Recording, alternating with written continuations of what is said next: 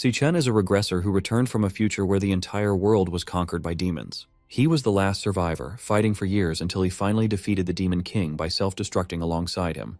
Then, after a blinding light, he wakes up back in the past inside his dorm room. He feels confused and wonders if he has somehow reached the afterlife. But when he looks outside the window and sees people standing there, he slowly starts to realize what happened. After a moment, it finally hits him that his wish came true. He has gone back in time to his university days from 10 years ago. Just then, a strange hologram appears and tells Chen that the power of gluttony has been fully integrated. As he stares out the window, he realizes he has 3 years left before the first demon lord, Wrath, descends. He clearly remembers that this demon lord was responsible for everything that followed. Wrath was the one who opened the gates of hell, allowing the other demon lords to enter the human world one after another. Our hero decides that he must find where Demon Lord Wrath will appear and eliminate him before the gates can even open. Snapping out of his thoughts, Chen focuses on the floating interface beside him, which clearly displays his stats. He wonders if this is some kind of game menu or system, since he never had anything like this in his past life. Back then, he only relied on his awakened power, something only 1 in 10,000 people possessed. The National Awakener University was built to recruit these potential awakeners. Unfortunately, when Chen was here the first time, he completely failed to awaken and grew used to being bullied, which explains why he just woke up in the infirmary. Suddenly, the system opens another panel showing a lightning-type assassin card, which he instantly recognizes as the class he had in his previous life. He gets startled and wonders if he awakened earlier this time. He quickly decides to test it out, but before he can switch classes, his roommate and friend Ma Long shows up. Long is an E-rank flower chanter. The poor guy has bandages on his cheek and came to check if Chen is okay. Luckily, Long cannot see the floating panels, making Chen realize that only he can see them. His friend examines him closely, noticing that all of Chen's injuries have already disappeared. He wonders how a non-awakener is recovering faster than someone like him who already awakened. Chen remembers Long from his previous life. His roommate managed to awaken during university, yet he ended up as one of the weakest awakeners and was brutally murdered on the 3rd day after Wrath descended. Chen smiles quietly as he looks at his old friend again. Long then reminds him that their rank test is tomorrow and they need to get ready. Long feels bad for Chen, thinking he still hasn't awakened, but reminds him that this test is extremely important if he wants to graduate. As they walk through the lively streets, Chen casually mentions that it has been a long time since he saw so many people around, which scares the hell out of his roommate. Chen thinks to himself that if he does nothing in this life, they will all face the same miserable future again. Because of that, he decides to train as hard as possible and raise his level quickly. However, there is a problem. At this point in time, the only way for an awakener to gain experience and level up is by defeating monsters inside demon lairs. These lairs are completely controlled by major guilds, meaning weak people or outsiders like him have almost no chance to level up. He opens his status window and studies his stats, wondering where he stands compared to other awakeners and the monsters themselves. The government classifies awakeners into ranks, starting from E and going all the way up to S class. Chen knows that most students in the university are stuck at E rank, with only a few barely reaching D rank. He glances at his friend and quietly chuckles in his head, feeling confident that he at least ranks higher than him. Just then, a ball suddenly flies in and smacks straight into the poor nerd, knocking his glasses off and shattering them. It turns out they ran into the bully Gong Chung and his lackeys again, the same guys who beat them up just the day before. Chung smirks and asks him why he didn't bring crates of drinks when he already knew they were playing here. Long quickly apologizes and is about to buy the drinks with his own money, but Chen steps in and stops him, saying that the one who should be apologizing is actually Cheng. Seeing the bully again pulls Chen right back into his painful memories. Back then, they tried to drown him in a sink. Instead of feeling guilty, they claimed they were just forcing him to awaken. That day, they only stopped when Chen finally passed out. Long rushed to check on him, but the moment Chung heard Chen speak, he came right back to hurt him even more. Snapping out of his memories, Chen makes up his mind to teach these bullies a proper lesson. Hearing Chen speak up, Chung and his lackeys step forward, clearly ready to shut him up for good. Chen looks straight at Cheng, knowing the guy only picks on the weak because his older brother is the student council president. As the bully steps closer, a crowd of students gathers around. They already feel sorry for Chen, expecting him to get beaten up again. When Chung reaches him, he asks what Chen just said. Without backing down, Chen calmly repeats that they need to stop bothering him from now on. Furious, Chung loses his temper and throws a punch straight at him. But this time, Chen simply raises his fist and blocks the attack with ease, even pushing the bully back. Everyone watching is shocked. As far as they know, Chen has not even awakened, yet he just stopped a strong attack like it was nothing. Growing even more angry, Chung rushes in for another attack. Chen calmly prepares himself and switches his class to Electric Assassin. Long stands nearby, completely stunned. Meanwhile, Chung activates his indestructible demon armor and charges forward with a heavy strike. Before he can even get close, Chen dashes in and blasts him away with a lightning-charged punch. The crowd cannot believe their eyes. The so-called weakling just sent the school bully flying with a single punch. Even after taking such a hit, Chung refuses to back down. He shouts at his lackeys to step in and get revenge for him. However, his lackeys are already shaking in fear after seeing what Chen just did. Chung forces himself back to his feet and charges at Chen once again. But once more, he gets beaten down and slammed away without standing a chance. Watching their boss get crushed like this, the lackeys quickly realize they are outmatched and run away. Long, watching all of this unfold, is left speechless. His jaw drops as he struggles to accept that his roommate, who was easily beaten just yesterday, is suddenly this strong. Chen, on the other hand, realizes that just like in his past life, he can switch into his assassin state whenever he wants. Even at level 1, his stats are high enough to handle low-level awakeners. This means his current rank must be at least D class. However, there is still one thing he needs to confirm. Even after defeating someone, the system has not given him a level up. Curious about this, Chen steps forward to finish the bully off completely, causing everyone around to watch in panic. Right at the final moment, the vice president of the student council, Ling Yu, steps in and tells Chen to stop. She reminds him that even though Chung was at fault, this level of beating is already more than enough. She assures him that the bully will not dare to trouble him again. Because of this, Chen finally decides to let him go. As he backs off, Chen wonders why the student council is so eager to step in and save someone like Chung. Even though Chen was just putting on an act and didn't actually plan to kill him, he knows that bullies like Chung need to be punished properly. Otherwise, they will just keep targeting anyone weaker than them again and again. Chen then walks away with his roommate. Watching from a distance, the bullies' lackeys hide and whisper among themselves that they should never provoke Chen again. That night, Long tries to tell their other roommates how Chen awakened as a ridiculously strong lightning assassin, but none of them take his words seriously. Long keeps explaining how their once weak friend managed to beat Chung so badly, but Xiang Zuo, an E-ranked nucleus mage, treats it like a joke.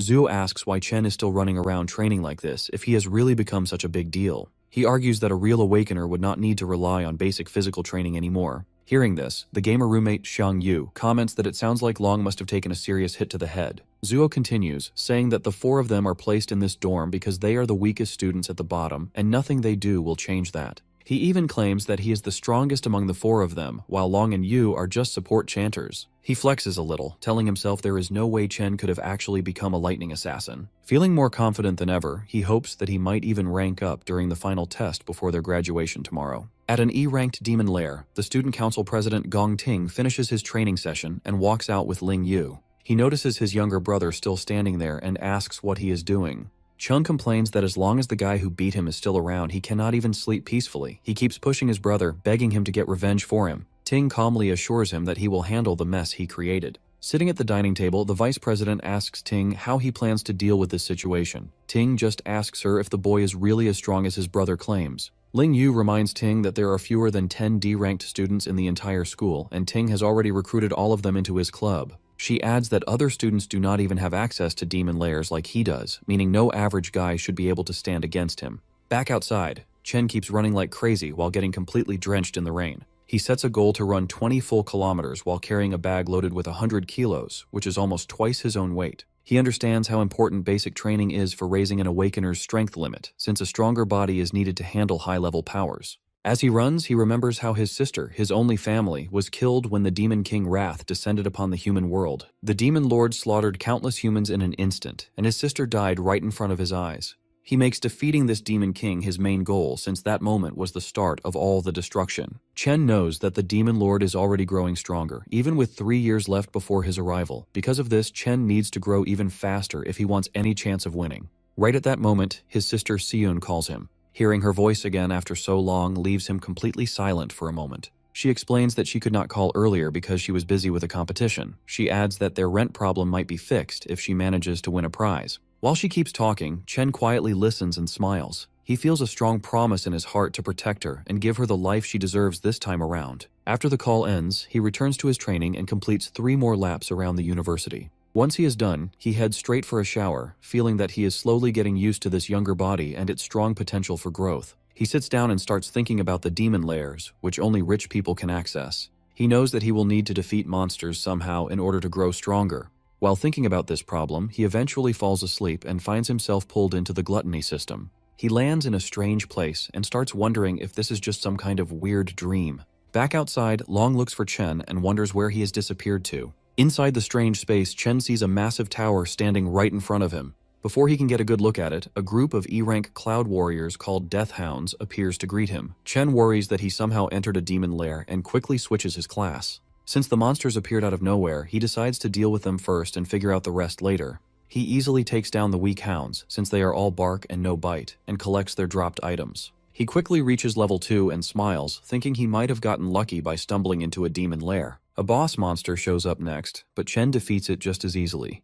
He cuts right through it, allowing him to level up again. The experience points he gets from the boss are much higher than what the normal monsters gave him earlier. The boss monster's body then gets marked as devourable, making Chen wonder what that means. He remembers the gluttony skill he saw earlier on his system panel and reaches out his hand to test it. The devouring finishes instantly, and the monster gets absorbed into a card. Chen is shocked to realize he can turn defeated monsters into new classes he can use. He quickly realizes this is the exact same ability the Demon Lord Lan Yu had. The thought of having a power just like a Demon Lord leaves him shaken. In this world, most people are born with only one class, while a rare few might have two. However, Chen can now hold as many classes as he wants. He wonders how he got this crazy power and what the dark tower in front of him really is.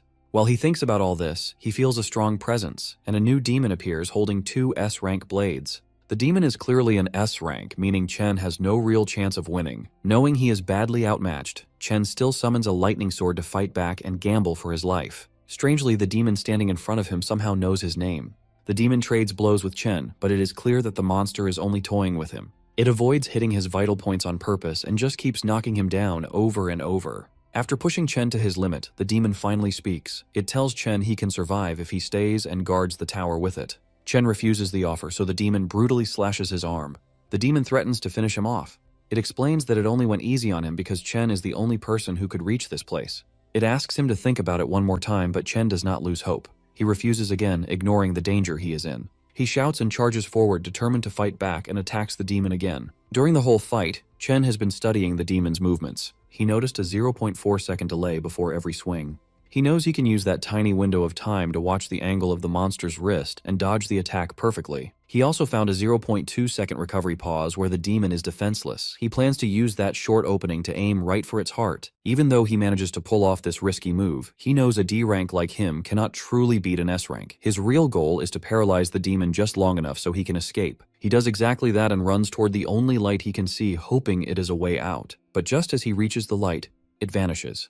The demon tells him it was just an illusion and that there is no exit in this place. The demon explains that this palace is not actually a demon lair at all. However, it praises Chen for finding the flaws in its attacks so quickly. The demon reveals itself as the Purgatory Rakshasa. It tells Chen that he really is the one who can bring hope. As Chen takes a closer look at the demon's body, he gets a shock. He realizes he has seen this exact same look before on the Demon Lord Lan Yu. Our hero remembers the final battle before he went back in time. His opponent in that fight was no ordinary demon. During their fight, the creature first turned into a dragon. Then it kept changing into other scary high-level monsters. It used boiling magma, poisonous vines, and lightning that was even stronger than his own. But out of all those forms, the one that really caught his attention looked exactly like the demon standing in front of him right now. He realizes something shocking. Every single transformation must have been part of Demon King Lan Yu's power. Since that power is now inside him, the demon he sees right now is just the power of gluttony absorbed into his own body. His smart guess really impresses the demon. It calmly tells him that he is truly worthy of inheriting the power of this entire dimension. Chen frowns, confused about what it means by the entire dimension. A golden void key appears in the demon's hand. It is the only way to enter and leave the giant tower behind him.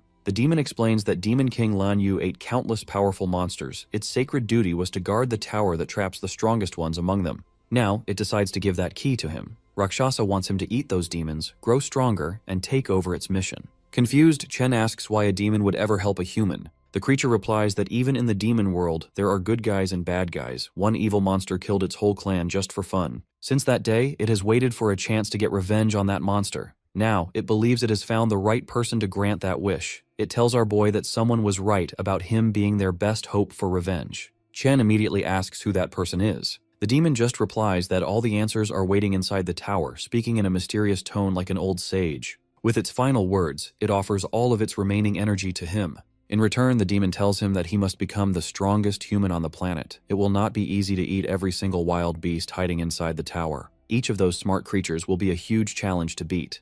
The demon gives its final warning, saying that only someone with a strong hunger to grow stronger deserves Purgatory Rakshasa's power. That is the drive he needs to kill every demon king in existence. After saying that, the demon's body turns into a burning ball of energy for Chen to absorb. Chen immediately levels up 8 times and gets 2 of Rakshasa's swords. Without hesitation, he accepts the mission, promising to carry out the fallen warrior's final wish. Along with the stat boosts, he unlocks the ability to control gravity and absorb power from dead humans and demons. The next morning, he slowly opens his eyes, waking up inside his dorm like any normal day. He jumps up when a loud voice echoes through the room.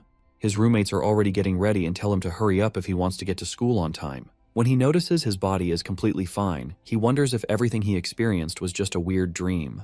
But his updated stats prove that is not the case. Everything he saw was real. After jumping from level 2 to level 10 overnight, he wonders what rank he is now. His roommate begins making fun of him. He mentions how someone was shamelessly praising him the other night, talking about how cool and crazy strong he supposedly became. Ma Long quietly peeks from across the room, pretending he had nothing to do with it. Either way, his roommate challenges him to prove it during the ranking test. That test will decide who is strong enough to keep the title of Dorm King. On the way to school, the self-proclaimed Dorm King proudly tells his friends that every rank is divided into 3 different levels. So even though they are all E ranks, he is at least a proud mid-E rank, placing him above the bottom-tier losers. He walks around acting superior because the gap between each level is supposedly huge. Fired up and way too confident, the guy claims he feels so strong that he must have moved up a level since their last test. Really annoyed, Ma Long tells our boy to stop playing around and go all out to at least get a D rank today. That way, the Dorm King might finally shut up. The boys arrive at school, where everyone is nervously gathered for the ranking ceremony.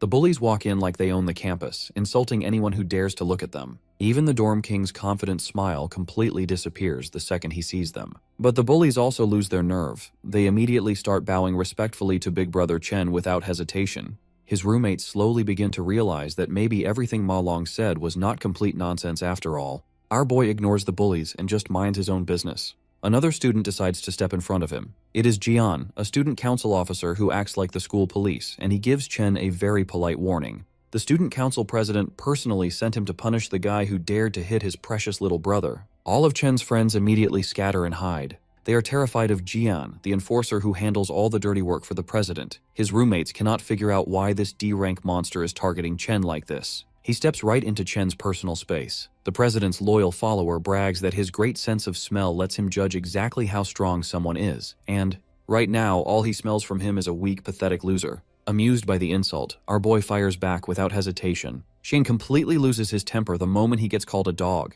Before a fight can actually break out, the overgrown pup's master orders him to stand down so they don't cause a public scene. After doing some digging, he found out that his little brother was the one who started the fight. Getting beaten up was simply the result of picking a fight with someone way out of his league. With that said, the president shoots him a glare sharper than daggers. But our hero isn't intimidated in the slightest. Just then, a professor announces that the rank assessment ceremony is officially starting. He asks all the students to step forward when their names are called. Hearing that, the president tells his lapdog they are leaving. He assumes this was a one-time incident and that Chen won't cause any more problems after being warned. Watching from high above, a man curiously asks the vice president why she is watching the ranking ceremony today. He wonders if a certain rookie has caught her eye. The lady smiles faintly, saying that this year will be quite interesting. Soon, Xiangzhou's name is announced. The Dorm King feels slightly nervous as he steps through the door. The atmosphere completely changes on the other side. The assessment is done one by one inside a special demon lair. In there, a demon heart connected to wires measures an awakener's rank and potential by absorbing their energy. When the awakener releases their full power, the signal transfers back to Earth, revealing their assessment results.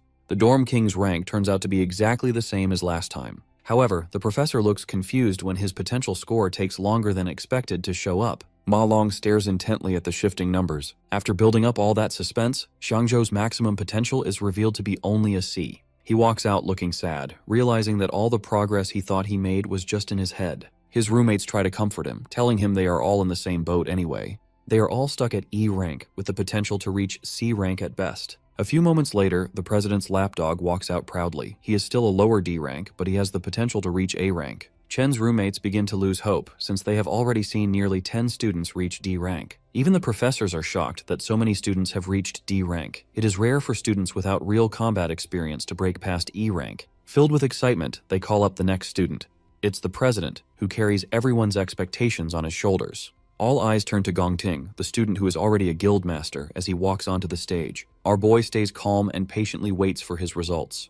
Everyone in the academy knows that Gong Ting was only a lower D rank 2 years ago. Since the school's historical record for the highest grade is middle D rank, people wonder if the president will finally raise the bar. Inside the demon lair, the demon heart's eyes slowly open to his presence. The president isn't able to unleash everything he has. Still, he has a burning desire to go out with a bang at graduation, carving his name into the history books as number 1. When the professors see his potential grade glowing gold, they blink in disbelief. Their suspicions are confirmed as Gong Ting's high D rank completely blows them away. Not only that, but excitement erupts through the crowd at the sight of the first potential S rank in history. The president's lackeys praise their boss non-stop. Even Chen's roommates burn with jealousy as they watch a legend being born right before their eyes. The professors quietly agree among themselves that this news must be sent to the administration immediately. They need to treat their precious S-rank candidate with the utmost care, making sure he never leaves the country. On top of that, he is the youngest student in the academy to be involved with a guild. Their school's name is now guaranteed to dominate the headlines. Observing from above, Principal Yuan Long realizes that Vice President Ling Yu already knew about his potential. That is exactly why she came in person to watch the ceremony. However, she makes things even more interesting by revealing that he wasn't the only one she came to observe today. Besides the flashy president, there is another student she finds much more interesting. Right on cue, that exact student is the next one called onto the stage. Jean comes up with a bright idea and decides to taunt the mysterious urban legend, urging him not to end up as E-rank trash like his roommates. He says they will become a laughing stock if that happens, adding that it's a disgrace for them to even show up at such a prestigious event. Long backs up his friend and boldly claims that he will knock everyone's socks off. The crowd watches in pure anticipation. Chen finally enters the demon lair, and the demon heart instantly senses intense pressure as he approaches. Our hero recalls that the best way for an awakener to secure a good future is to join a high-ranking guild. He knows the only way to reach that goal is by performing well during the graduation combat assessment. There, candidates must choose their own members to form a 10-person squad. The squad that takes first place gets directly recruited into the nation's top-tier Imperial Guild, making the purpose of this test very clear to everyone. Jian begins recruiting and introduces another low-tier D rank to his boss. He proudly claims that their party is now complete. He explains that they already have all the D ranks along with the president's brother on their team, so there is no way they can lose first place. Jean knows that strong students will naturally group together to form the best party, leaving the weakest to do the same. This creates a brutal environment of survival of the fittest, where the weak are easily cast aside and eliminated. After some time passes, Long starts to feel anxious because the screen isn't changing. The crowd quickly assumes that Chen must be so weak that the system can't even register his presence. Jian then tells Ting that the remaining students are nothing but trash, so they should just leave instead of wasting their time. However, right as they get ready to leave, the screen suddenly flickers and displays a high D rank label, sending the entire crowd into chaos. Shock spreads across everyone's faces. The president and the student council also react in disbelief at this unexpected result. Soon, the system detects a strange change in the results. It turns out Chen is using the system to see how his level 10 base stats in his normal physical form translate during the evaluation. After seeing a D rank, he switches his class to the Infernal Death King, which is his weakest devoured class so far. His rank instantly shifts from high D to mid C, completely blowing the crowd away. The council struggles to believe that the machine is still working properly. Even the scientists question the situation, wondering why the results keep changing. They soon start to suspect that the machine might be broken beyond repair. At that exact moment, the demon heart becomes unstable, and the results change strangely once again. Chen notices this and decides to switch to a stronger class, transforming into the Purgatory Rakshasa. The demon heart grows anxious as a violent storm brews outside the demon lair. Jian shouts in confusion, treating the storm like a celestial sign that history is rewriting itself as if their dorm has produced a divine monster. In the very next moment, his potential flickers to S rank, leaving both the scientists and President Ting completely stunned. However, the system suddenly displays a warning. The user's potential exceeds its maximum load and cannot be detected under the current limits. Jian's brain almost shuts down like a blue screen of death, and his soul nearly leaves his body from pure shock. As the system begins to break apart under the overwhelming pressure, the scientists rush forward in a panic, wanting to ensure the student doesn't get hurt. But when they finally arrive, they freeze in disbelief. They find a shriveled raisin sitting where the demon heart once was, since it completely burned out from extreme overuse. It turns out Chen might have scared it a little too much. Still, he ends up devouring it and gains the ability to see anyone's rank, along with receiving warnings about nearby dangers. He walks out of the demon lair and is pleasantly surprised when everyone's rank appears right in front of him. But he quickly notices that the president has hidden his true potential, turning out to be nothing more than a mediocre C rank at best. The scientists walk out awkwardly and inform everyone that the demon heart suffered a heart attack from extreme strain, so they must pause the testing for now. They label Chen's stats as a probable error and announce that a full report will be sent to the higher-ups for review. The remaining students are told to return the next day for their assessment, as a new testing device will be ready by then. On the way back, Chen's roommates hype him up and treat him like an absolute legend after what he just pulled off in front of everyone. Jean clearly can't handle his jealousy. He calls Chen a fraud and demands compensation for breaking the machine and wasting the council's time, acting like a sore loser. Just as Chen reaches his limit and prepares to destroy the guy on the spot, Ting steps in and immediately calls Jian out. The president warns him not to disrespect their teammate, which completely shocks Jian. Ting then extends his hand, inviting the newly revealed powerhouse to join his team. He confidently promises that together they will undoubtedly achieve the highest score in history. Jean starts to panic in the background. He knows someone will have to get kicked off the team to make room for Chen, and this will definitely cause trouble with the brothers. He knows that joining Ting's team practically guarantees first place. Because of this, he wonders what makes Chen so special, especially when other people could not even bribe their way onto the team no matter how hard they tried. Jean swallows his pride and slowly welcomes Chen to the team, placing a hesitant hand on his shoulder. Chen immediately slaps his hand away and says he has zero interest in joining them. This response makes Jian sweat in fear, while Ting just watches the whole thing in silence. Jean snaps at Chen and says he has no clue what he is turning down, reminding him that their team is easily the best in the whole school. Chen turns his back and walks away. He says it has nothing to do with them and calls their group too noisy to deal with. He tells them not to bother him again. Jian boils with anger after being rejected so rudely. The whole school quickly begins to gossip about Chen's refusal. Most students think he plans to take first place all for himself after revealing his C rank. Now, the whole school gets to enjoy the drama unfolding right in front of them. Chen's roommates fully enjoy seeing the humiliated looks on Jian and Ting's faces after such a public and brutal rejection. The president stays calm and tells Jian not to worry if Chen has his own plans. Seeing this, the watching principal sighs in disappointment. He had really hoped the boys would team up. He wanted them to work together to break a new school record. However, Ling points out that things are much more interesting this way. She explains that Ting grew up rich and spoiled, so he will definitely see this refusal as a declaration of war. She reminds the principal that the president is not an easy person to cross once his pride is hurt. Jean keeps complaining, saying Chen only has a big ego because a test error showed he was a C rank. Ting hints that the result might actually be real. He admits that even if it is unlikely, he cannot let anyone take his first place spot. Jean remembers that Chen is likely just a normal student with no real combat experience. On the other hand, the council members are elites who secretly trained inside a demon lair to get strong. He suggests going to teach Chen a lesson for being so rude. Ting cuts him off and asks if he really thinks their president is petty enough to do that. Jin realizes his mistake and apologizes. Ting then cancels their karaoke plans and tells Jian to handle the situation by himself. He coldly adds that whatever Jian chooses to do has nothing to do with him. Chen understands the hidden message right away. Soon after, a spy walks up to Jian. He reports that Chen already left the school to go home for a while. He mentions that Chen left without even stopping to eat, making things very convenient for them. Jin sees this as perfect luck. He gets excited to crush Chen outside the school where no one can step in to help. As Chen crosses the street, he remembers a disaster from his past life. A top guild had tried to clear a demon lair in the St. He country area. Inside that lair, they met a new monster called Wrath. The monster wiped out the entire top team without them even putting up a fight. The monster then escaped into the human world and caused massive damage everywhere. Even though his memory of it is blurry, Chen is determined to find that same demon lair in this life. To start his plan, Chen needs a lot of money. He heads straight to the Mithril Monster Exchange Center. He remembers that this exchange center will become the biggest trading hub in the whole country in the future. In this world, an Awakener's strength is based on the quality of their weapons and gear. The exchange center is the best place to buy and sell these items. However, Chen just sees this place as a quick way to earn some money before tackling his bigger goals. He walks in and shows a few monster fangs to the broker. The broker looks at them closely with clear suspicion. The broker asks how a mere student got these items. Chen calmly says they dropped from a monster he beat earlier. The broker is surprised and claims he has never seen fangs like these before. His assistant steps in and explains that the fangs come from an E-class monster called a Sang-Sin beast. She mentions that these fangs can be used to make an E-grade weapon or ground into powder for other uses. The rude broker cuts her off and drops the fang back on the table. He claims that an E-grade item is pretty much worthless anyway. He brags that their shop is for VIPs only. They only deal with high-status Awakeners and D-grade items or better. He uses this as an excuse for not knowing what the E-grade item was. In his mind, he complains about not getting any rich customers lately. He sees no point in helping a low-tier student since it will not help him get a promotion. He calls Chen a bother and dumps the work on his assistant, Li, before walking away. Li politely hands Chen an envelope of cash. She then asks if he needs help with anything else. Chen checks the envelope to find 18 grand. He decides this is enough to pay his rent for now, without any stress.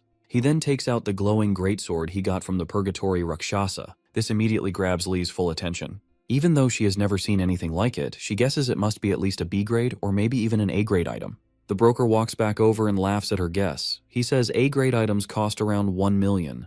Having worked there for years, he claims he has never even seen an A grade item in person. Just then, the shop owner walks in. He calmly says that the weapon is neither A grade nor B grade. The broker praises his boss's smart judgment. He smugly agrees that a mere student could never own something so valuable. However, the owner explains that the weapon comes from the Purgatory lands. He reveals that it is actually an S-grade item. Both the broker and the assistant freeze in total shock after hearing this. The owner immediately shakes Chen's hand and warmly welcomes him as an honored VIP guest. He invites Chen into the VIP room and tells him to ask for whatever he needs. Chen feels very satisfied. The owner, Qingji, finally showed up just as he planned. Once they settle into the VIP room, the guild boss asks Chen how much he wants to sell the weapon for. Chen immediately answers with 1 million, which surprises the green-haired boss. The boss tells him it could easily sell for tens of millions, since it is extremely valuable. However, Chen explains that he just wants to use the greatsword as collateral for a $1 million loan for a month. This leaves the man even more surprised. He realizes Chen is very smart and wonders who exactly he is. Chen continues, saying he will pay back the main amount in 30 days and the interest the month after. Before answering, the guild boss tells the girl to step outside so they can discuss business privately. Once she leaves, the man mentions that he knows Chen goes to the National Awakener University, where the seniors are about to graduate. He adds that he knows the graduation test is in 30 days and the prize money is exactly 1 million. The boss then asks Chen directly if he is completely sure he will get first place in that test. The guild boss figures out that Chen desperately needs money and wouldn't be doing this unless it was his last option. In the end, he offers to lend Chen 1.5 million right away with absolutely no interest. Reaching his hand out, he smiles and says this will be the start of a beautiful friendship. Chen is left speechless by the generous offer. The man reassures him that he won't let a single word leak out from this room. He simply asks that in return, Chen comes to his guild whenever he wants to trade anything else. Chen thinks to himself that this man figured everything out so easily, yet didn't try to scam him. He now understands why the guild boss becomes such a big shot in the future. Chen shakes his hand, realizing that he needs strong allies if he ever wants to defeat the Demon Lord. A few moments later, the contract is signed, and the money is sent to his account instantly. The guild boss then asks if he needs to borrow a weapon for the test, since he just gave his away. Even though the guild doesn't have any S-rank gear, they still have plenty of high-quality A-rank equipment for him to choose from. Chen tells him not to worry. He then simply summons the other greatsword he got earlier, leaving the guild members completely blown away. With that, Chen takes his leave. Right after, the guild boss promotes the pink-haired girl to supervisor for bringing in such a high-level client. Before fully leaving, Chen realizes he forgot to buy something and turns back toward the counter. A few hours later, Chen is waiting at a bus stop. He remembers how, in his past life, he struggled a lot to reach the top, and people treated him like trash. He worked endless shifts just to make ends meet, and he and his sister had to live like they were almost homeless to survive each month. His sister, Yuan, managed to get into her dream university back then, but she gave it up, claiming the campus was too far from her brother. But in reality, she was just afraid of putting a heavier financial burden on him. Back in the present, he wonders why she hasn't shown up yet and starts looking around. Just then, a voice calls out, calling him stupid for searching near the entrance instead of the exit. It's Yuan. Pulling along her huge suitcase, she tells him they are broke again because the rent drained all their money. However, Chen just stands there in complete shock, since it has been 7 years since he last saw her. She tells him to help her with her bags. Getting no response, she waves her hand in front of his face, trying to snap him out of it.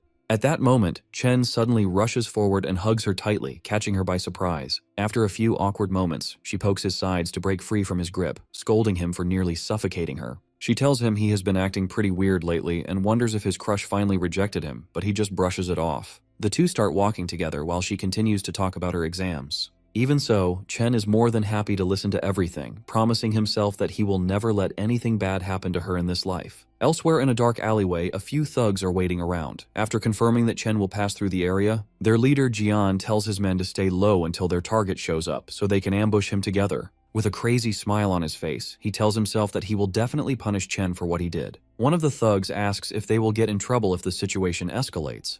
The Cloud Assassin replies that he initially just wanted to teach the guy a lesson, but his recent encounter really made him mad. Recalling how Chen humiliated him, he tells his goons to leave some of the fun for him, swearing to teach our hero a lesson he won't forget.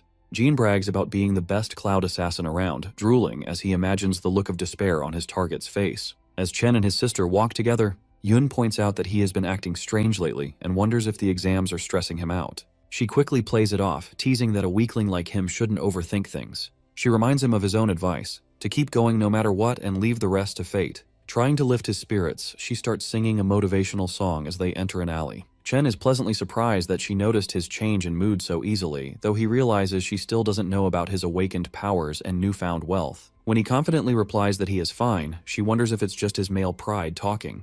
Yun shakes her head, thinking to herself that her brother is finally becoming a man. Trailing behind them, one of the thugs tells Jian that their target is with a girl. This makes Jian extremely excited, knowing the alley has no cameras and they won't get caught. However, Chen instantly senses their evil intentions and realizes it's the same scumbags from the student council. Taking out some wireless earbuds, he places them in his sister's ears. He tells her to listen to a song he recently started enjoying. This catches her off guard since he rarely listens to music, but she goes along with it to understand him better. Chen then turns around, staring daggers at the scumbags as they slowly advance. With the music playing in Yun's ears, the thugs rush forward and the fight begins. Chen immediately switches to his lightning class. He thinks about how it has been 7 years since he lost his sister, and he just got her back. Filled with anger, he wonders where these guys got the nerve to attack them, dashing forward like a bolt of lightning. He kicks the first thug so hard that he goes flying, causing the others to break a sweat. Chen charges his fist and punches 3 of them in a row, finishing off the 4th with a brutal knee strike. One brave goon tries to attack, but Chen simply grabs his hand. Without any effort, he breaks it like a piece of dry spaghetti.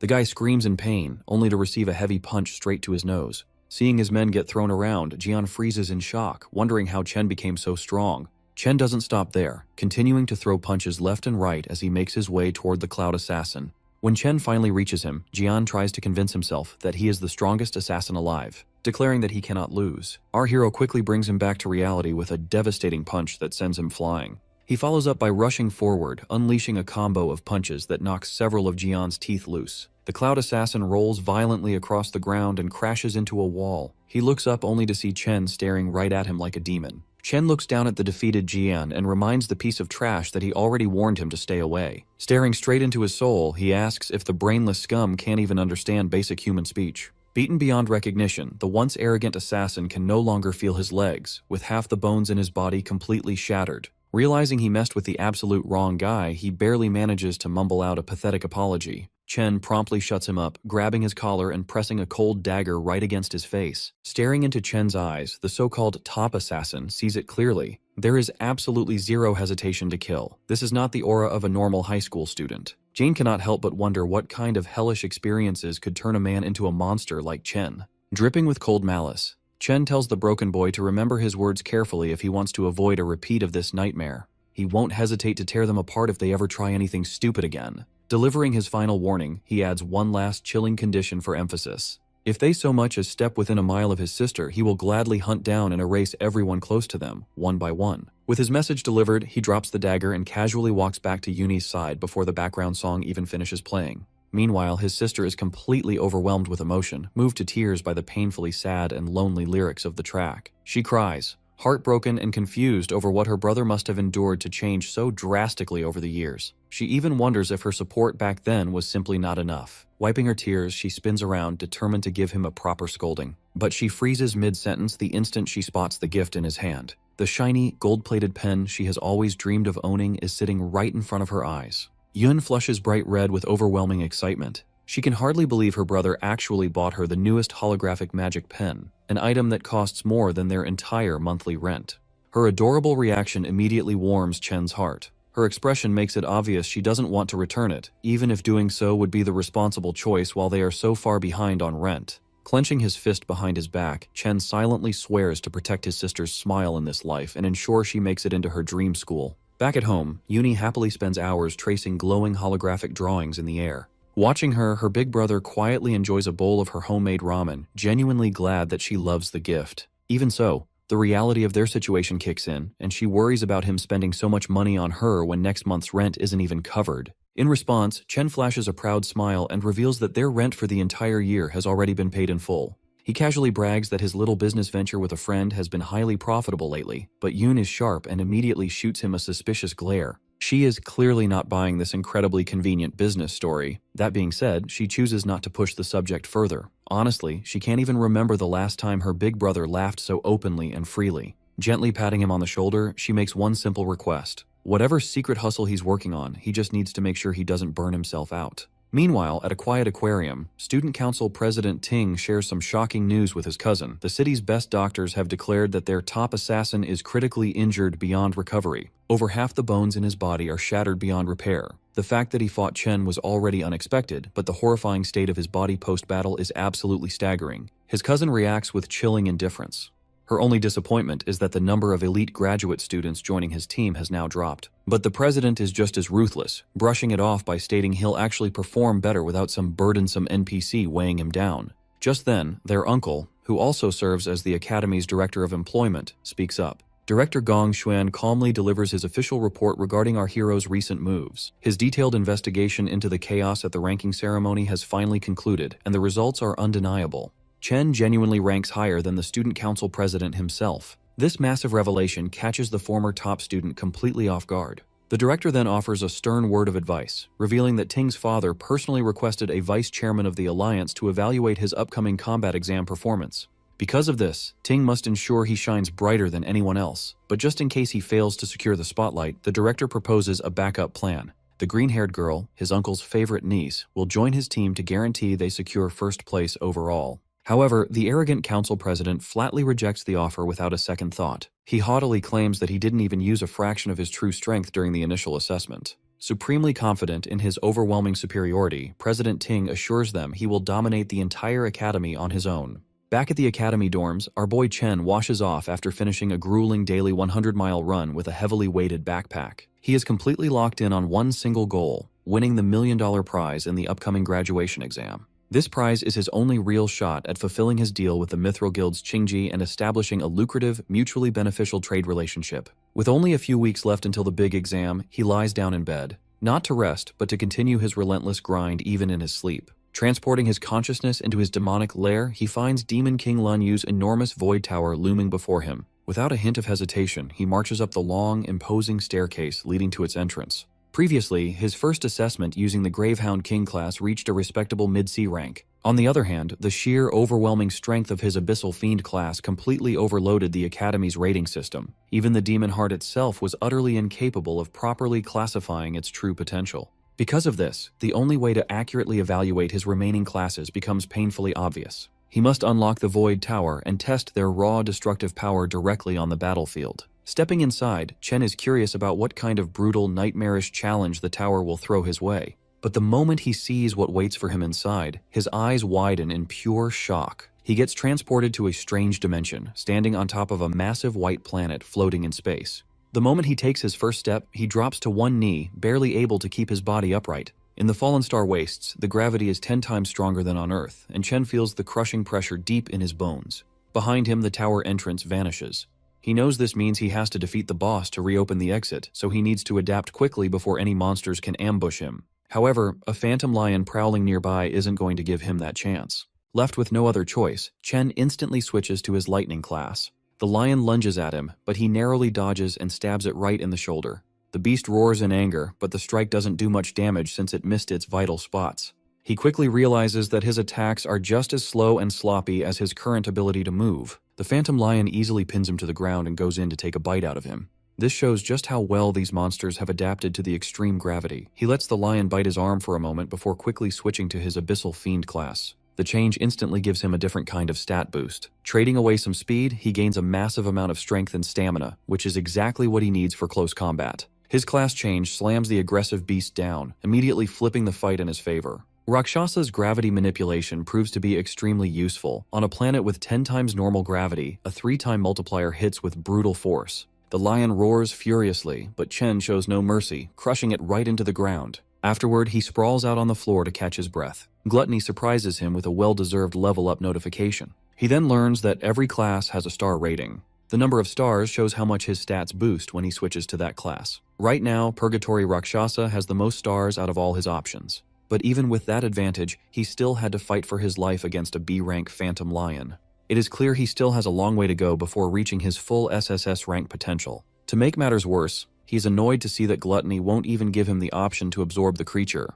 This monster clearly wasn't the floor boss either, since the exit didn't appear after he killed it. Suddenly, a massive door opens behind him. Dozens of glowing eyes peer out from the dark. Reality hits him hard. All the effort it took to beat just one phantom lion is nothing compared to what is coming next. Countless B-rank monsters pour out of the door, clawing and attacking him from every direction. Only now does he finally understand what Rakshasa warned him about.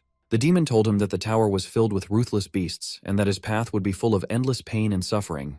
But he was also told to endure it all so he could adapt and grow stronger. Chen suddenly jolts awake from his sleep, feeling like he just survived the worst nightmare of his life. Everyone else in the room is still fast asleep, completely unaware that he just felt the agony of being torn apart by monsters. He finally realizes that the Purgatory's Void Tower isn't a shortcut to instantly leveling up. He is only at the very start of a long and painful journey. A few weeks pass, and it's finally time for the Academy's graduation exam. Many VIPs are there to watch the promising new batch of students. New rules are announced for forming teams, requiring at least one high E-rank student in every party. When it is time to form teams, it's announced that all students can now see each other's ranks. This helps everyone quickly decide who to recruit for their group. The students are listed in order of their rank, from highest to lowest. But Ma Long quickly notices something weird. Chen is also confused when he sees his name sitting all the way at the very bottom of the list. All eyes turn to him, as everyone wonders how a high-grade awakener could possibly be in the lowest spot. The jealous students immediately start talking trash, convinced that his original high rank was just a mistake in the test. Still, even they can't deny that his strength is real, and having him on their team would easily boost their scores. Council President Ting stays quiet while people whisper about the fool who must be regretting his choice to reject the president's offer.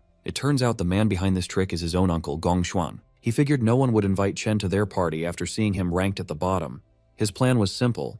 If Chen can't even qualify, he won't get a chance to beat the president's team. A few hours earlier, the entire classroom practically begs President Ting to let them join his team. They try their best to flatter him, but Chung shuts them down, saying they can only add one more person. Now, all the other students have formed their own teams, leaving only the weakest dorm behind. Long says they tried asking everyone, but no one wants to join them. Since they only have 4 people right now, they cannot take part in the graduation test. He complains that it is very suspicious that Chen's score was dropped to the lowest rank, making him unfit to even take part. Since the rules require at least one high-level E rank, it feels like their group was targeted on purpose. The graduation test is the only way students can show their talent and get scouted by top guilds. In the final test, the number of participants decides how many monsters the group will face, so having more people is not an advantage. That is why no one wants anything to do with the weak students, as they would only be an extra burden.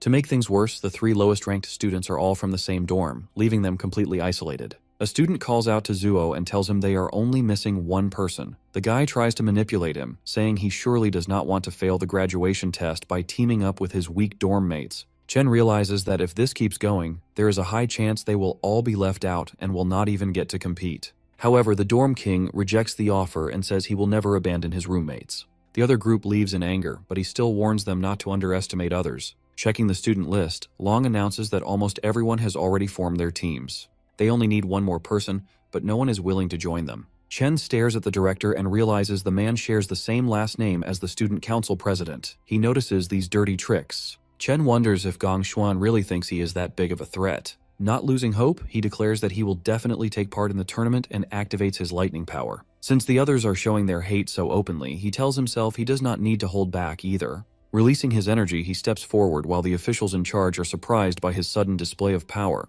Even his dorm mates start to wonder what is going on. Chen recalls that all Awakener schools have a special rule. To create a competitive space, students can challenge anyone at any time. Even though it might look like showing off, this is a way to display strength and get recognized. In situations like this, many people would refuse to fight in the first place. However, he knows the student council president will not back down. As long as he defeats the blonde guy, everyone will want to team up with him. A girl appears at the door and calls out to Chen, asking if he still needs someone on his team. She adds that she also wants to take part in this year's graduation test. The vice president points out that she reached D rank back in middle school, so she will not disappoint him. His dorm mates go crazy, wondering how he managed to get such a beautiful girl on his side. Chung and Ting both look confused about what is happening, while the director nearly chokes on his water. The students start gossiping and wonder why an exchange student wants to join the worst-ranked team in the test. No one really knows who she is, but there is a rumor that she comes from the Saint Kingdom. The director gets very angry and tells her that exchange students cannot take part in the school's graduation test. He goes on to say that Ling never took any rank tests here, nor did she prove her rank, which goes against all the rules. The principal suddenly appears and says that the director is right. Gong Xuan is shocked when he sees the old man. The principal then asks why Ling wants to join the test, since she will only stay at the school for a short time. Chen is caught off guard and wonders how the principal suddenly teleported since he is a warrior class. The old man explains that it would not be fair to others if she joins the test and she simply plays along. Chen starts sweating when he realizes that he cannot even tell what rank these two are. The director finally gathers the courage to speak up and supports the principal, saying a school cannot function without rules. The principal then changes his tone and explains that the goal of the school is to provide a learning space for awakeners so they can achieve great things in life. Even though the graduation test is a tradition, it is also one of the most important moments in a student's life. He asks how the school will make up for the loss if a student cannot take part due to sudden rule changes. The director starts sweating heavily and wonders if he has finally been exposed. He begins to question if the principal is doing all of this just for Chen. Realizing it is not worth the trouble, the director decides to back down. He tells himself that since the strongest students have already formed a team, they should easily win the test anyway. The director bows to the principal and apologizes, admitting they overlooked how this system could stop some students from getting a chance to grow. He then announces that to ensure fairness, even lower-ranked teams and groups with less than 5 members can now participate. The 4 dorm mates finally form their team and celebrate that they can take part in the graduation test. Sitting in the back, the principal tells Ling that she seems a little too interested in Chen. On one side of the test, the student council president leads the team of the strongest players. On the other side, Chen leads the 3 weakest players. This makes the old man very curious about which cave they will choose and how many points they will score in the end. The official then announces that all captains can now choose which devil cave to enter. His tablet dings, catching him off guard because one captain has already made a choice. Everyone is shocked when they see which cave Chen selected. His dorm mates also panic and tell him to quickly change his mind, asking if he understands what he just did. However, Chen remains silent as he continues to stare at the screen. During the graduation test, teams of students enter a devil's cave and earn points by defeating monsters. Defeating monster lords and clearing the dungeon quickly gives separate points. The dungeon's difficulty level then determines how much the total score is multiplied. An F-rank dungeon gives up to 75 points, while an E-rank dungeon offers a maximum of 100 points. The team with the highest score gets scouted by the Imperial Guild, and the top player receives a reward of 1 million yuan. Inside the selection room, the students discuss that the highest score in history was 90 points, achieved by the current leader of the Imperial Guild. Even clearing an E-rank dungeon requires a team to have at least 3 solid D-rank fighters. This year, Ting's team might actually surpass that record. The display suddenly dings, informing everyone that someone has already selected a Devil's Cave. A student is shocked to see that Chen has chosen a D-rank dungeon. No one has ever cleared a D-rank dungeon before, and everyone wonders if he made a mistake. Long asks Chen if he hit his head, while the dorm king completely loses his mind at the screen. The nerd tries to talk some sense into Chen, but he reveals that he thought long and hard about this choice. The system dings again when the student council president also selects the D-rank cave. Ting's teammates immediately accept their leader's choice, officially qualifying them for the test. The classroom goes wild at the announcement, though Ting's group tries to act nonchalant. A blonde goth girl roasts Chen for trying to act tough, assuming he just wants attention. A bald student adds that Chen's weak teammates will never agree to this, and the team will fall apart. Long studies Chen's face and realizes he is completely serious. He wonders when his friend became so bold and how much he has changed. Making up his mind, the nerd presses the confirm button, deciding to trust his friend. Yo also hits the green button, feeling like he has nothing to lose. The dorm king gets annoyed that the others made their choice before him, so he presses the button too. With that, the system officially qualifies their team for the test. Looking at his dorm mates, Chen apologizes and explains he chose this dungeon to become the top scorer. He knows he is dragging them into his own dream, but he reassures them they will reach the top together. Hearing his words, the president stands up and declares that the top spot belongs to him alone. Chen turns around and faces him directly. Ting releases an intimidating aura, stating that there can only be one strongest student in the school. Standing in the back, Ling is surprised as this is the first time she has seen such strong emotions from Ting. The rivalry between the two is now out in the open. The principal feels proud that the students are so fearless, but Ling is uneasy about Chen choosing a D-rank cave, which even a C-rank fighter cannot clear alone. Even though a student can earn 150 points from a D-rank cave, the difficulty is just too high. On top of that, his teammates are not well suited for it either. The principal adds that with only a month left, it will be impossible for them to improve enough in time. Even so, he still hopes for the best. 2 weeks later at the training grounds, everyone lies exhausted on the floor. Long asks why they are doing physical training while the other students are using simulation training. Chen made them go through all kinds of exhausting exercises, leaving them extremely frustrated. Chen explains that simulation training is actually no help at all. When someone enters a devil's cave for the first time, their mind goes blank and their instincts are the only thing that saves them. The physical training is meant to improve their strength so they can move faster and react better. The best training would be to enter a real dungeon and gain experience, but ordinary students can only dream of that. Only the elites get those opportunities. Furthermore, the elites do everything they can to make sure normal people never catch up, allowing them to stay on top. They have access to resources that regular people spend their entire lives trying to get. The Dorm King asks what ordinary people are supposed to do in that situation. Chen reveals his plan, saying that if they manage to join the Imperial Guild, they can change the entire system. The graduation test is their only real chance to surpass the elites. Driven by this dream, Chen swears to do everything he can to keep his promise and guarantees that they will win. With just half a month left before the graduation exam, our boy trains inside the Void Tower every single night. Defeating the Phantom Lions is no easy task, but he refuses to quit no matter how hard they beat him up. 5 days before the exam, his roommates are training with everything they have. Our boy, however, is on a completely different level. His intense routine makes even the toughest training look like a basic warm-up. With just 2 days left, his rival is clearly not slacking off either. But Chen is improving even faster. Now he can confidently fight a whole pack of lions under heavy gravity. With blood running down his face, he has never looked more ready to win. On the day of the exam, a small drone floats near the students to guide them. The boys walk in wearing matching outfits, looking really sharp. Once all the students put on their wristbands, the exam officially begins. Outside the exam area, the academy principal warmly greets Gong Lin. This sharp-looking man is President Ting's father, the co-founder of the Imperial Guild. The students cannot stop staring at the Imperial Guild co-founder, looking at him like he is a rare animal at the zoo. Their curiosity grows even more when they see the principal and the guild co-founder welcome a fancy white limo. A red-haired man named Carl Cavendish calmly steps out of the car. The students freak out because everyone recognizes him as the vice chairman of the World Guild Alliance. Someone as important as him would normally never visit a place like this. Inside a VIP room, the director tells the special guests that 23 teams are challenging F-rank demon lairs. A few groups chose E-rank lairs, and only 2 brave teams picked D-rank lairs. The Alliance Secretary Sigrid looks very surprised that the students would make such a risky choice. Usually, even a D-rank team needs to prepare carefully before entering a D-rank lair. She asks if the Academy really thought about the students' safety. Hearing her concern, the director calmly explains that the students fully understand what they signed up for. He made it very clear that Awakeners with no real combat experience usually struggle against even F-rank monsters. But the real danger is the lair's boss, which is much stronger than the normal monsters. Many teams end up failing because they cannot defeat the boss. However, things are completely different inside E-rank lairs. Even the basic monsters there are as strong as an F-rank boss. This hard truth is something students usually learn the hard way. The Alliance Secretary then asks if there is any protection for the students if things get too dangerous. The director promises her that the Academy cares deeply about its top students. To keep everyone safe, a warrior from the Imperial Guild stands outside every lair, ready to jump in if anything goes wrong. On top of that, the wristbands each student wears can instantly teleport them to safety if they choose to give up or if their life is in real danger. Hearing this, the lady still doubts that the Academy has students skilled enough to beat a D-rank lair. She quietly wonders how long those teams can actually survive inside.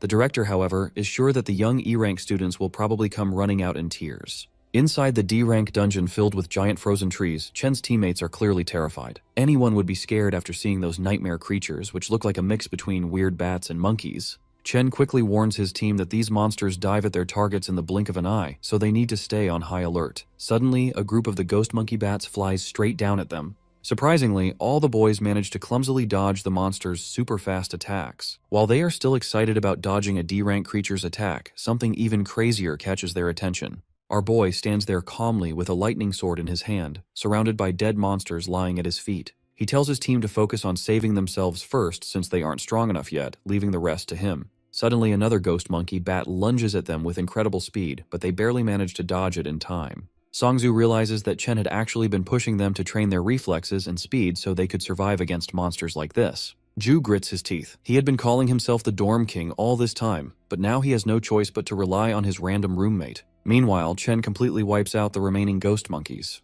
They dive toward him in waves, but he slices them down before they even know what hit them. The Dorm King mutters to himself that he always heard about Chen's strength from Ma Long, but this is the first time he's seeing it for himself. To him, Chen doesn't look like a normal student at all, but more like a battle-hardened soldier. As the fight continues, the Dorm King feels a bit of jealousy creeping in over Chen's rising reputation. Out of nowhere, another monster appears behind the group, and Ju barely manages to block its strike. He grabs the creature's leg with his flaming hands and yells at his teammates to stop acting like dead weight and get it together. After all, Chen isn't the only one whose graduation is on the line. The others stare at him, surprised by his sudden determination. Inspired by the Dorm King's stubborn will, Shangzu casts his Vine Lock spell, successfully tying up the monster. But to his shock, the creature breaks free almost instantly, kicking Zhu in the process. Long casts his Frostbite Breeze spell, which only slows the monster down a little, so they decide to combine their attacks. Working together, they manage to hold the creature down briefly and shout for the Dorm King to take the shot. He charges up an explosive flame bullet and lands a direct hit.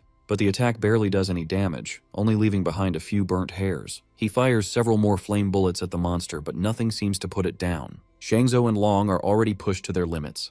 The Dorm King decides he can't afford to hold back anymore. He gathers all his strength and unleashes a massive flame attack straight at the monster, triggering a huge explosion. When the smoke clears, only a charred skeleton remains. The drone announces that they have successfully killed a D-class ghost monkey bat. The three of them collapse onto the ground, completely drained. They are thrilled that they actually managed to defeat a D-class monster on their own. Chen walks over, slightly surprised, and they immediately ask if he saw them take it down. The monster leaves behind a single finger bone as loot, and Zuo tries to act tough, casually claiming that killing it was a piece of cake. Chen congratulates them anyway. Soon after, the drone announces that all the monsters inside the Devil's Cave have been cleared. Watching the live feed, Director Gong nearly loses his mind. He can't believe these supposedly weak students with zero real combat experience defeated a D-level threat.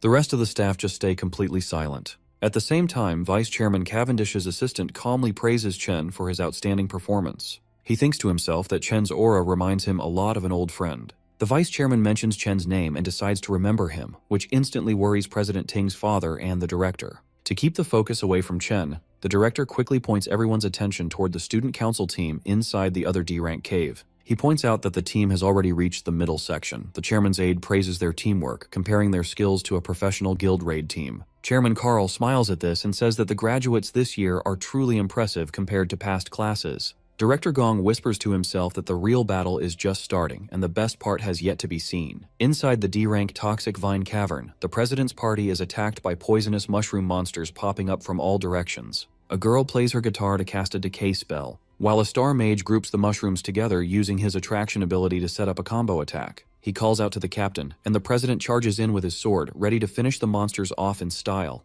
With a single fast strike, the president unleashes his blazing sky sword skill, blowing the mushroom monsters apart perfectly. His teammates notice that the monsters in this school test are exactly the same as the ones they fought during training. Because they know what to expect, the team handles the fight easily without feeling any pressure. They already guessed that the school officials set up the test ahead of time for them. Having the right support makes life much easier for them. Thinking this, they start celebrating early. They are totally confident that they will win first place this year without a real challenge. Down on the final level of the Cloud Forest, the boys are shocked they actually survived long enough to reach the boss monster. In the middle of a frozen wasteland, they spot a giant ghost ape calmly eating its meal. The Dorm King starts sweating right away, just thinking about how strong the monster is. One hit from that beast would probably kill him instantly. Right then, the creature slowly locks its eyes on the weakest person in the group. Ma Long screams in fear, and that single loud noise is enough to make the beast attack. The giant ape jumps right at them in a scary leap. The boys run away as fast as they can to save their lives. Chen just charges forward without any hesitation. He jumps straight into the beast's giant face with a hard kick, then lands a series of fast punches that bounce its heavy body in the air.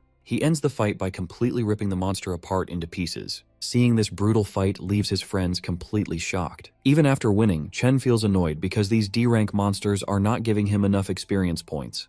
The item drops are disappointing too. He then hears his teammates shout in excitement that they found giant mana stones. It turns out the giant ape was hiding the shiny stones inside a hollow tree trunk. His friends are amazed by the surprise treasure and quickly reach out to grab the crystals. Chen shouts a warning for them to stop, but he is a second too late, and a bright flash of light explodes from the trunk. In just a few seconds, the whole area is covered in solid ice. Shangzu, the Dorm King, and the camera drones are completely frozen by the cold blast. Up in the VIP room, the live video feed suddenly cuts out. The shady director smiles, looking like he was waiting for this to happen. He knew high-rank monsters would set traps, and he figured it was only a matter of time before Chen and his rookie team walked right into one. Vice Chairman Cavendish frowns, clearly worried about the students. The director pretends to feel bad about Chen failing and says they have no choice but to pull the team out right away. The principal disagrees. He points out that the students are not in any real danger yet, because their wristbands will automatically turn on if their health drops too low, and none of them have asked to give up. He believes only the students should have the right to decide when to quit. Down in the dungeon, Ma Long shakes in the freezing cold. Out of everyone in the group, he is the only one who did not get frozen. This is because his character class has a naturally high defense against ice magic. Long hears a scary laugh and spots a skeleton ice monster staring right at him without any mercy. He recognizes it as the Lord of the Lair, remembering it from the monster compendium. He recalls that it is a cloud mage capable of easily controlling both offensive and defensive abilities by manipulating ice and snow. He also remembers that this creature, known as the Bone King of Remains, enjoys killing its prey through prolonged torture. Realizing the ice bomb was just a trap, he turns and runs without hesitation. Long knows perfectly well that he can't handle a C-class Lord monster on his own. He rushes toward Chen to free him, but an ice attack strikes his leg before he can reach his friend. The Bone King laughs at his misery, while Long's bracelet sends out a warning that his leg has been completely pierced. The device offers him the option to abandon the exam, but Long refuses to give up. He still tries to thaw Chen out before they lose their only advantage. Suddenly, another ice shard shoots through his arm, stopping him from freeing Chen despite his desperate efforts. The Bone King enjoys watching Long endure unbearable pain, and his bracelet issues another warning about severe damage. It detects that his arm has also been pierced and notes his dangerously high heart rate, offering him the option to quit the exam once again. Instead of giving up, Long thinks back on his past. Throughout his life, he always ran away from his problems the moment things got hard, a habit that left him behind every single time.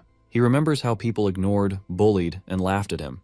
He and his friends have worked way too hard to reach this point to just quit now. Seeing this as his final chance to change his fate, he gathers the last of his strength, stands up, and finally manages to release Chen. He stands tall just as the Bone King unleashes a relentless barrage of icicles straight toward him. Right as the attack is about to land, Long lets out a loud roar, and Chen finally opens his eyes. The ice block shatters into pieces, and Chen rushes forward, carrying Long away from danger in one swift move. This sudden escape catches the Bone King off guard. Long quickly realizes that Chen managed to break free from the icy prison entirely on his own. Chen thanks Long for trying to help him earlier and immediately asks about his injuries with clear concern. Long replies that the bleeding has stopped for now, so he will survive. He informs Chen that the monster is a cloud type, C-rank lord known as the Bone King, warning him that it is extremely dangerous in combat.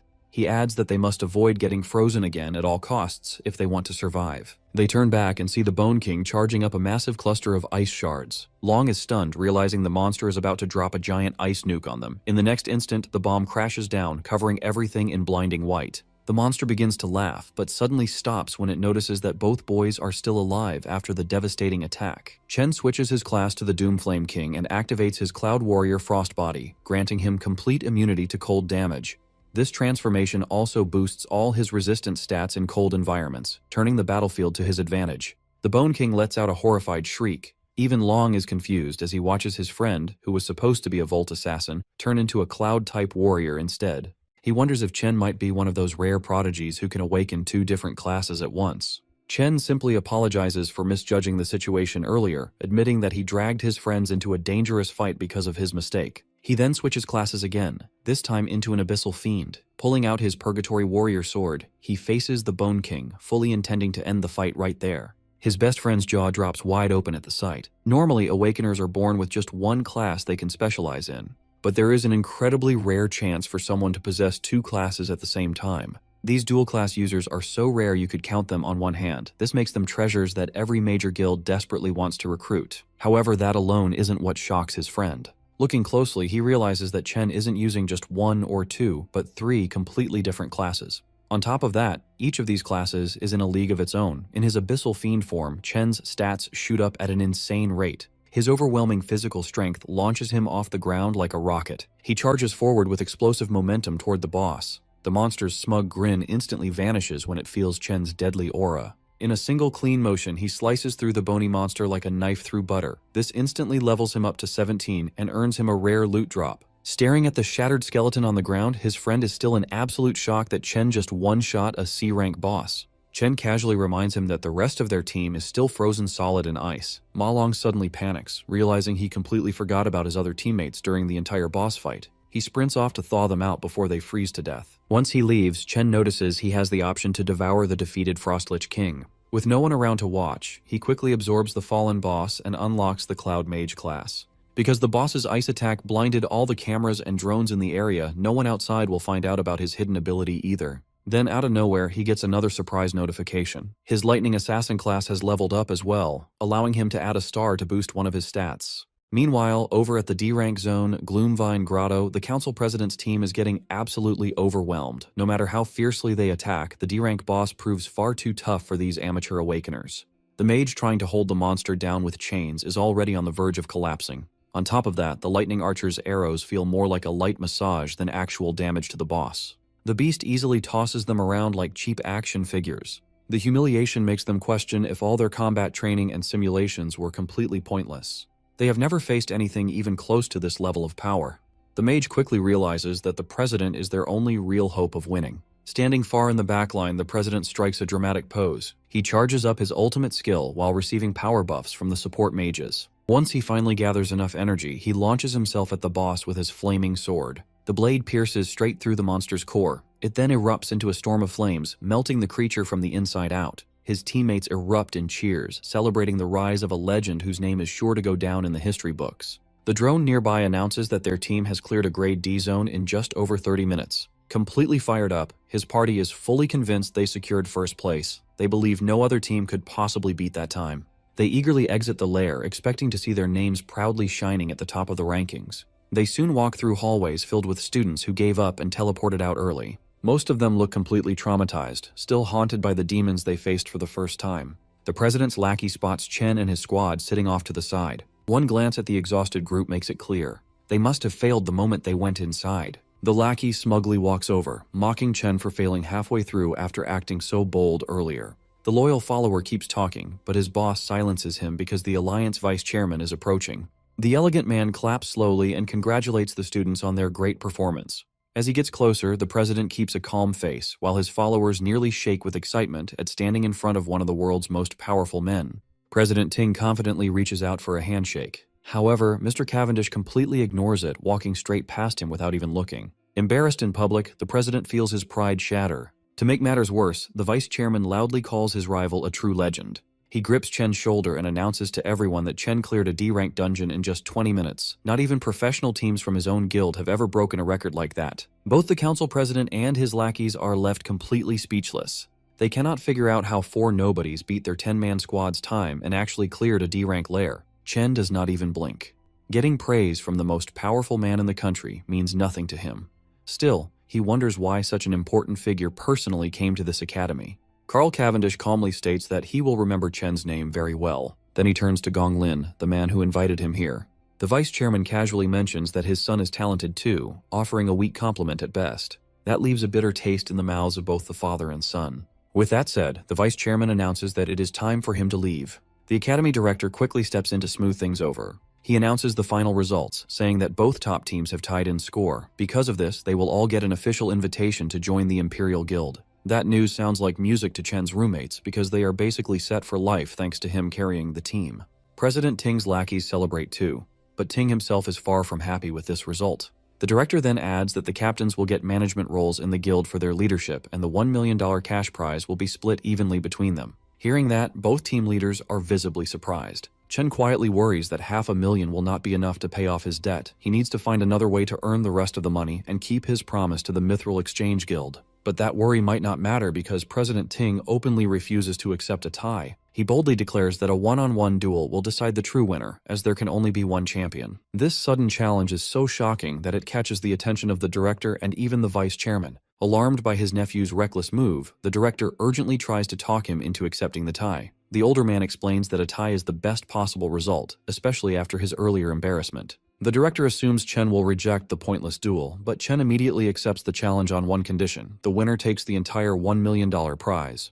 This unexpected twist is interesting enough to make the vice chairman pause and cancel his departure. With that settled, Chen steps forward to face him directly, ready to settle the score once and for all. Sometime later, Qingzhi tells Si Chen he expected him to take first place, but getting a perfect score was beyond his expectations. Seeing Si Chen all over the news, Qingzhi feels his financial support was a wise choice. He offers to cancel Si Chen's $1.5 million debt, calling it an angel investment in his future. Unwilling to accept handouts, Si Chen firmly states that a debt is a debt and must be repaid in full. Si Chen announces he came to discuss 2 things, which immediately catches Qingzhi's interest. First, Si Chen requests a 1-week extension on his repayment deadline. Because the graduation test ended in a tie, his prize money fell short by 500,000. He reveals his plan to get the rest of the funds, a one-on-one tiebreaker against the other champion, Gong Ting. The duel will happen next week inside a wild devil's cave outside the school. Qingzhi is shocked by this reckless idea, questioning why 2 students would enter a wild dungeon. He warns Si Chen that it is too dangerous without professional training. Unfazed, Si Chen tells him not to worry and promises to win the remaining $500,000.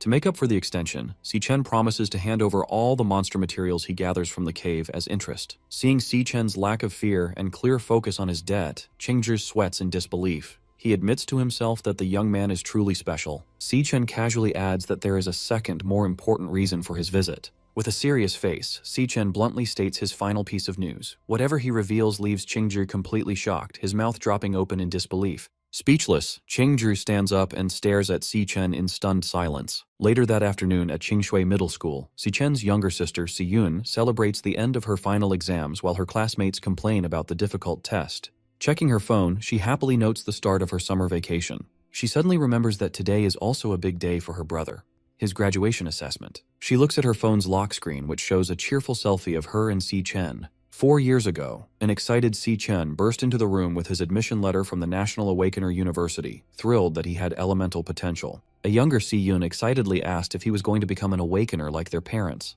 Full of hope, Si Chen promised to join a top guild, make money, and give her a better life. He also believed that gaining power would let him find the truth behind their parents' disappearance. Si Yun cheered him on, confident her brother would become a strong awakener. In a more recent memory, a sad Si Chen sat at his desk. He worried that he was already a senior and still hadn't awakened his powers, while Si Yun watched him. Noticing her worry, he quickly tried to hide his sadness. Forcing a smile, he told her everything was fine and he just needed to work harder. Si Yun reflects on her brother's journey.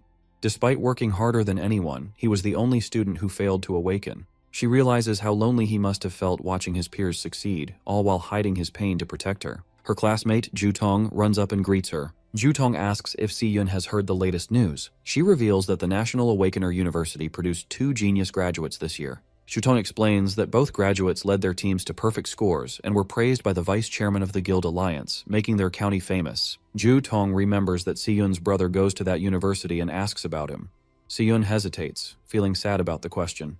Before she can answer, a pink-haired student interrupts them with a flirty greeting. The boy, school idol Jin Duoxin, smugly tells Si Yun he booked a private room and asks if she is free to join him tonight. Ju Tong is shocked, asking since when Si Yun knew the school idol. Si Yun just looks very annoyed. Without saying a word to him, Si Yun turns and runs down the hallway as fast as she can. A confused Ju Tong wonders why her friend is running away, while Jin Duoxin watches her leave. Sprinting home, Si Yun imagines her brother crying in failure while his peers celebrate. Desperate to comfort him, she decides to prepare a big feast to cheer him up. Later that night at their apartment, Si Yun prepares a huge, delicious spread of food with a hot pot and many side dishes. Si Chen is amazed by the feast, asking his sister how she made so much food so quickly. As Si Chen happily eats, Si Yun watches him quietly, full of concern. On the TV, the news broadcasts a report on the graduation test at the National Awakener University. Si Chen continues to enjoy his meal while the news details the visit of Vice Chairman Carl. Seeing him act so cheerful, Si Yun assumes he is just faking it to hide his failure. The news reports a rare dual champion event where 2 students got perfect scores. The broadcast reveals that Vice Chairman Carl praised one of the team leaders who earned the perfect score, announcing the name Si Chen. Hearing the name, Si Yun looks at the TV in shock. She cannot believe the news that her brother, whom she thought failed, is actually the genius with a perfect score. In a dark room, a bloody whip lies on the floor, and a voice coldly states that the stage has been set. The speaker is Gong Lin, standing over his beaten son, Gong Ting. Holding the whip, Gong Lin yells at him, saying he had invited a special audience for his son's victory. He scolds his son for ruining the performance he had planned. Covered in bloody marks, Gong Ting breathes heavily as his father angrily reminds him that he embarrassingly tied with a nobody. He declares that Gong Ting will no longer make his own decisions. He reveals that he has already taken control and rigged the upcoming tiebreaker. Gong Ting hangs his head in defeat as his father coldly states he will handle the situation himself. He vows to get the victory by any means necessary, obsessed with ensuring first place belongs only to the Gong family. Meanwhile, hearing the news, Si Yun turns to her brother and asks if the Si Chen mentioned on TV is really him. Si Chen calmly eats his dinner and confirms that it is indeed him. Shocked by the confirmation, Siyun drops her spoon, which shatters on the floor, as a flash of lightning outside mirrors her surprise. She stares at him in disbelief, realizing her own brother achieved such a great feat during the graduation assessment. She is amazed that he not only led his team to a perfect score, but was also personally praised by the vice chairman of the Guild Alliance. A stunned silence settles over the dinner table. Overcome with emotion, Si-Yun lowers her head and wipes away tears, thinking of him as her silly brother. With tears of joy and pride, she smiles at Si-Chen, realizing he finally made it to the top. On the night of the graduation combat assessment on June 17, 2157, Vice Chairman Carl Cavendish relaxes in a private dining room eating some premium beef. While enjoying his meal, he asks his companion for a progress report on her current assignment. Sitting across the table from him is Ling Yu. She hands over a black folder with top-secret files on a subject called The Devourer. She informs Carl that the target left no traces over the past year and warns that their surveillance might be discovered. Unbothered by the warning, Carl praises her work and tells her to eat first. Ling Yu hesitates, mentioning she has one more piece of information to share. She reveals she noticed a highly suspicious individual who recently contacted Carl, which immediately grabs his attention. She explains that the rapid rate of this person's power increase is completely abnormal. Inside the Devil Tower, a shirtless Si-Chen crackles with golden electricity. He reflects that he has spent over half a month on the first floor, taking out nearly every monster. He has fully adapted to the floor's 10 times gravity. His system interface shows his Lightning Assassin class at level 17, with heavily boosted stats. After the graduation battle, his Lightning Assassin class reached 100% proficiency and rewarded him with an attribute point. This confirms that actively using a class increases its proficiency. Surrounded by the glowing avatars of his 4 classes, Si-Chen realizes none of them have reached their maximum limit yet. He puts his new point into speed, the most important stat for an assassin. The multiplier boosts his speed to 740, equal to an A-rank assassin. Even with this massive speed increase, he finds himself in a tense standoff against a pack of glowing purple phantom lionesses. His main problem is the floor's lord, a massive phantom lion king, which he has been unable to hit. As 2 lionesses lunge at him, Si-Chen activates his Divine Flash skill, transforming into golden lightning to meet them. He notices the Lion King's strange abilities. Whenever he finds an opening to strike, the creature instantly vanishes before the attack lands. He analyzes the pack's combat patterns. They adjust their positions rapidly, but 2 lionesses always fight in close combat while 2 stay on standby. The Lion King also constantly maintains a safe distance from him. Si-Chen narrows his eyes in frustration, realizing the Lord refuses to fight directly. Staring down the massive beast, Si-Chen wonders what kind of combat class this evasive Lion King possesses. As a phantom lioness charges, Si-Chen counters and thrusts a powerful bolt of lightning directly into its mouth. Just as he is about to land a fatal blow, the creature vanishes in a flash of pink light, leaving him frustrated. He figures out this teleportation ability isn't limited to the Lord. The lionesses also vanish when he tries to finish them off. A spatial portal opens, allowing the targeted lioness to safely reappear next to the Lion King. The pack's strategy becomes clear. The moment he pauses, another lioness lunges forward to bait his attacks. Determined to break their coordination, Si-Chen channels Golden Lightning and unleashes a rapid flurry of slashes. However, the beasts keep vanishing before his blades connect. The pack strictly maintains its formation, teleporting back to the Lion King whenever they are in danger. The lionesses force Si-Chen to constantly block their glowing claws. Every strike from Si-Chen meets the same result, as the lionesses vanish to evade damage. They flawlessly rotate attackers through the portals, keeping a fresh beast on the assault. Si-Chen continues to strike the lunging beasts, but the cycle persists as they vanish at the exact moment of impact. The lionesses continue their endless loop of attacks, forcing Si-Chen into an exhausting battle. Sweating from the relentless pace, Si-Chen glares at the Lion King, realizing the Lord is purposely dragging out the fight to toy with him. Leaping into the air to evade a beast, he wonders why he is stubbornly trying to beat teleporting enemies using only speed. Deciding on a new tactic, Si-Chen opens his system interface and initiates a class switch, enveloping himself in freezing blue energy. As ice forms over his body like armor, he reasons that if the Lion King avoids direct combat, he doesn't need to use a close combat class. The transformation turns his hair white and his eyes glowing blue. He resolves to use the Mage class to shut down the beast's evasive tactics. The system confirms his class switch to the level 17 Cloud Mage, Frostbone Skeleton King. Standing tall with an icy crown, Si-Chen prepares to use his area of effect spells to control the battlefield. Now in his level 17 Cloud Mage class, Frostbone Skeleton King, Si-Chen floats high above the battlefield and unleashes a wide-scale spell called Frost Spike.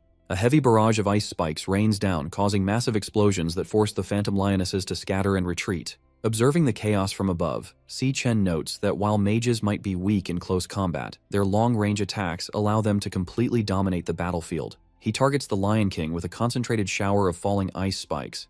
Just as the attack is about to hit, the beast uses its spatial ability to vanish. The Lion King emerges from a portal a safe distance away, easily dodging the strike. As the Lion King regroups with the other lionesses, a massive, swirling vortex of icy energy suddenly surrounds them, trapping the entire pack. Si-Chen notes that by forcing the beast into his kill zone, he has stopped their hit-and-run tactics. Sensing danger from above, the panicked Lion King looks up to see Si-Chen creating a giant sphere of freezing energy called a Frost Blast Bomb. Si-Chen coldly states that there is nowhere left for them to hide, leaving the shocked Lion King to let out a desperate roar. Si-Chen throws the massive ice bomb downward, detonating upon hitting the ground. The impact covers the entire area in a blinding flash of white light and freezing energy. When the light clears, the devastating power of the spell is shown, leaving the Lion King and its pack frozen solid within jagged pillars of ice. With his targets completely trapped, Si-Chen does a rapid class switch, summoning a glowing pink sword into his hand. His eyes glow blue as he confidently declares that the battle on the Dreadspire's first floor is finally over. Using his Stellar Warrior class, Si-Chen leaps toward the frozen targets and unleashes a heavy downward strike called Triple Cataclysm.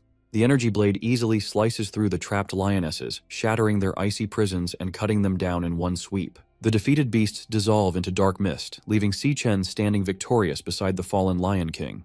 The system confirms his victory. His alias, Ash C, levels up to 24, and he is rewarded with several Phantomane bones and a rare heart. A new prompt appears over the defeated Lion King, showing the boss monster is ready to be devoured. Si-Chen stands over the dead beast, gathering a bright light in his hand as he starts the absorption process. His eyes glow red as he focuses his energy on the body, wanting to find out what evasive class the monster used against him. Activating his absorber ability, Si-Chen pulls a swirling vortex of dark red energy from the fallen beast into his fist. The energy forms a new system card in his palm, revealing the Lion King's Stellar Tamer class. The card explains its annoying abilities, forcing contracts with other beasts and instantly teleporting them across the battlefield. Examining the Stellar Tamer card, Si-Chen reflects that he has never seen a class like this before. This discovery helps him understand why the boss avoided direct combat. He figures out that the Lion King's base stats were simply too weak, forcing it to hide behind its teleporting minions. Reading the card's skills, Si-Chen admits that the Stellar Warp teleportation ability is incredibly powerful. He also finds the Stellar Pact ability interesting, though it relies heavily on intimidating the target into submitting. He realizes that to get a contracted beast of his own, he will need to use a very aggressive and terrifying approach. Suddenly, the starry void around him shatters into blinding light, catching him off guard as the environment changes drastically. The illusion breaks completely, revealing the Dreadspire's true first floor, a vast, hot desert of rolling sand dunes. Looking at the barren wasteland and giant skeletons scattered across the sand, Si-Chen wonders what disaster caused such destruction. A crackling sound draws his attention to a nearby dune. A vertical rift expands into a fiery portal, signaling that the gateway to the second floor is officially open. Just as he prepares to move, a hostile glare and low growl from the shadows behind him make him quickly turn around. He traces the glowing pink eyes to a large ribcage buried in the sand. Hiding inside is a fluffy lion cub, fiercely growling despite being bound by magical chains. Si-Chen is genuinely surprised to find that one little lion managed to survive the battle. Assuming it is the final remaining enemy, he forms a lightning dagger in his hand and prepares to finish the job. As he approaches the hiding cub, he realizes a crucial detail. Since the cub didn't disappear when the Lion King died, it must not be one of the boss's contracted minions. Looking closer at the chains wrapped tightly around the small creature, Si-Chen wonders if the Lion King had kept the cub imprisoned there against its will. Staring down at the bound cub, Si-Chen gives an intimidating glare, leaving the tiny creature completely terrified. Instead of attacking the cub, Si-Chen quickly swings his dagger to shatter the magical chains holding it captive. Freed from its bindings, the little lion falls safely onto the sand. Si-Chen turns away, calmly stating that he is giving the cub its freedom back. As he prepares to leave, Si-Chen asks the cub if this ruined place used to be its home. The tiny lion shakes off the dust as it watches him. With a sympathetic look, Si-Chen reflects on the tragedy of watching loved ones die and seeing everything you care about destroyed. The cub stares at him as Si-Chen admits he knows exactly what that pain feels like. Walking toward the portal, Si-Chen advises the cub to stay alive and keep moving forward, announcing it is time for him to head to the next floor. Suddenly, a glowing system interface appears beside his face showing a beast contract request. Since the beast started it voluntarily, the success rate is 100%. The contract also unlocks 2 passive skills, sharing experience to boost stats, and letting Si-Chen see through the beast's eyes if it is in danger. Si-Chen stops and looks back, genuinely surprised by the unexpected prompt. The white cub sits on the sand, looking up at him as the system identifies it as Lion King Leo and asks if Si Chen accepts the creature's request to become his contracted beast. Si Chen looked at the small lion cub, Lion King Leo, asking if it truly wanted to accompany him. The cub answered with a resolute roar. Standing before the fiery portal, Si Chen explained his plan to ascend the Dread Spire, warning that the monsters would only grow more dangerous. He cautioned the cub that it could die, asking for final confirmation. Leo responded with another fierce roar. Seeing the cub's resolve, Si Chen accepted its decision. Their eyes glowed with a bright pink pentagram. The system announced that the contract was accepted, officially establishing their pact. The system displayed the Stellar Tamer class and Stellar Pact ability, which allowed forced contracts based on deterrence, but the beast would die if the master perished. 2 passive skills were activated. One boosted the beast's stats and shared its experience, and the other granted the master the beast's vision if it was in danger. Finally, Stellar Warp unlocked, allowing him to teleport to or summon the beast. With their bond formalized, Si Chen smiled and declared it was time to move. The energetic cub bounded alongside him. Approaching the vortex of flame, Si Chen gave Leo one rule. During a fight, its only focus was to survive. Si Chen then stepped through the fiery threshold. They emerged onto a rocky cliff in a vast subterranean landscape filled with molten rock and pillars of liquid fire. Sweating heavily, Si Chen remarked on the scorching heat, feeling as though the intense temperature could melt him. As they explored, Leo peered over a molten chasm. Si Chen admitted he had no idea what to expect, but a disturbance near the lava suddenly startled the cub. A blinding light erupted. Si Chen's instincts flared, his eyes glowing red as he instantly sensed a massive threat. Before he could brace himself, a devastatingly fast attack blasted straight through his chest. Si Chen bolted upright in bed in the real world, gasping and clutching his chest. He realized he had been instantly killed before seeing his attacker, baffled by its nightmare-level power. Still trembling from the phantom shock of death, he wondered what kind of monster lived on the tower's 2nd floor. His dread was interrupted when his sister, Si Yun, called from outside his door that breakfast was ready. At the table, Si Chen stared at a lavish breakfast of ramen and fresh fruit. He told Si Yun, who was packing her bag, that she had made too much food. Munching on toast, Si Yun instructed him to wash the dishes and reminded him to hang the laundry later. Watching her put on her sneakers, Si Chen asked where she was rushing off to on her summer break. She replied she was heading to a summer job. Concerned, Si Chen reminded her that he was handling their finances and she didn't need to work. Si Yun smiled, explaining that with his recent success, she refused to be left behind. She added that doing nothing all summer sounded terrible, then cheerfully reminded him to do his chores and left. Following his sister's instructions, Si Chen washed the dishes and hung the wet laundry in the living room. Finishing his chores, he reflected that his sister had always been like this. Looking at a framed photo of them, he admired how tough and unshakable she remained. Ironically, even though she wasn't an adult, he often felt she was the one looking after him. His thoughts darkened toward his looming responsibilities. Once his school affairs were settled, he had to confront the Demon King Wrath. This battle would keep him away from Si Yun for a long time. Recalling her smile, he admitted she was the only person he couldn't stop worrying about. Suddenly, an idea struck him. Pressing his fingers to his temple, he wondered if a certain experiment might work. His eyes glowed pink as he channeled his abilities. A portal materialized, and Lion King Leo tumbled out, landing safely in the room. Si Chen stared in disbelief. He was amazed he could pull his contracted beast out of the Dread Spire and into the real world. The energetic cub quickly made itself at home, darting around the living room and playfully shredding tissues. Looking at his system interface, Si Chen formed a plan. He could command Leo to protect his sister during his absence. Thanks to his passive skills, if she was in danger, he would share the beast's vision and teleport to her rescue.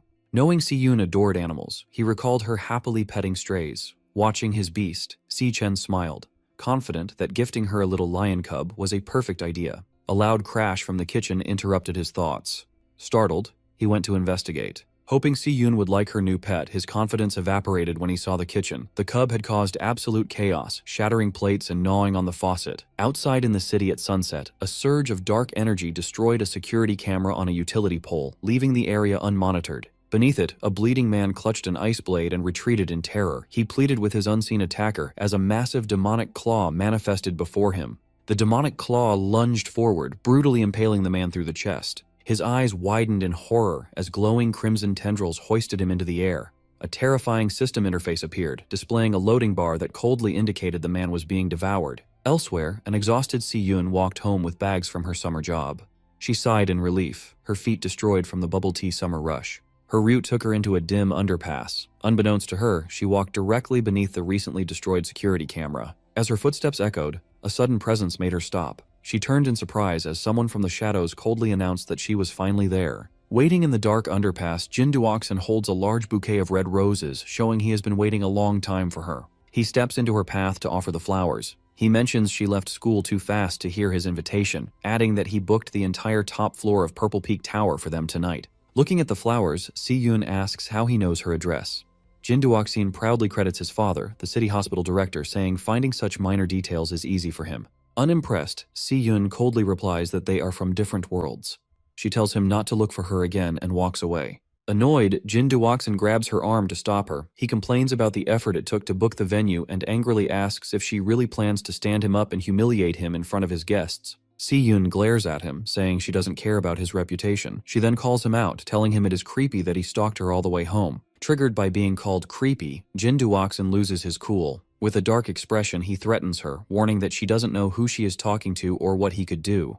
Before he can finish his threat, Si-yoon swiftly counters and delivers a hard headbutt to his face. The impact sends him crashing to the ground, crying out in pain as he holds his bleeding nose. Standing over him, an angry Si-yoon yells at him to get his head checked at his father's hospital. Fuming, she walks away, warning him to stay away while complaining that his pathetic stunt ruined her day. Later that evening at her apartment building, a warm light shines from her family's window, offering a stark contrast to the dark alleyway. Upon arriving home, Si-yoon is amazed when she is given the fluffy white lion cub, Leo. Her eyes sparkle with instant adoration. She eagerly snuggles the tiny beast, completely in love, and excitedly asks her brother, Si-chen, where he found such an adorable creature. Si-chen introduces the cub as Leo, explaining he is a special gift for her. Overjoyed, she marvels at the fact that she gets to keep a baby lion. As Leo purrs in her arms, Si-yoon notices a strange detail. She wonders why the tiny cub already has a big mane, since normally only adult male lions grow them. She quickly ignores the mystery, declaring she will get him registered in the morning.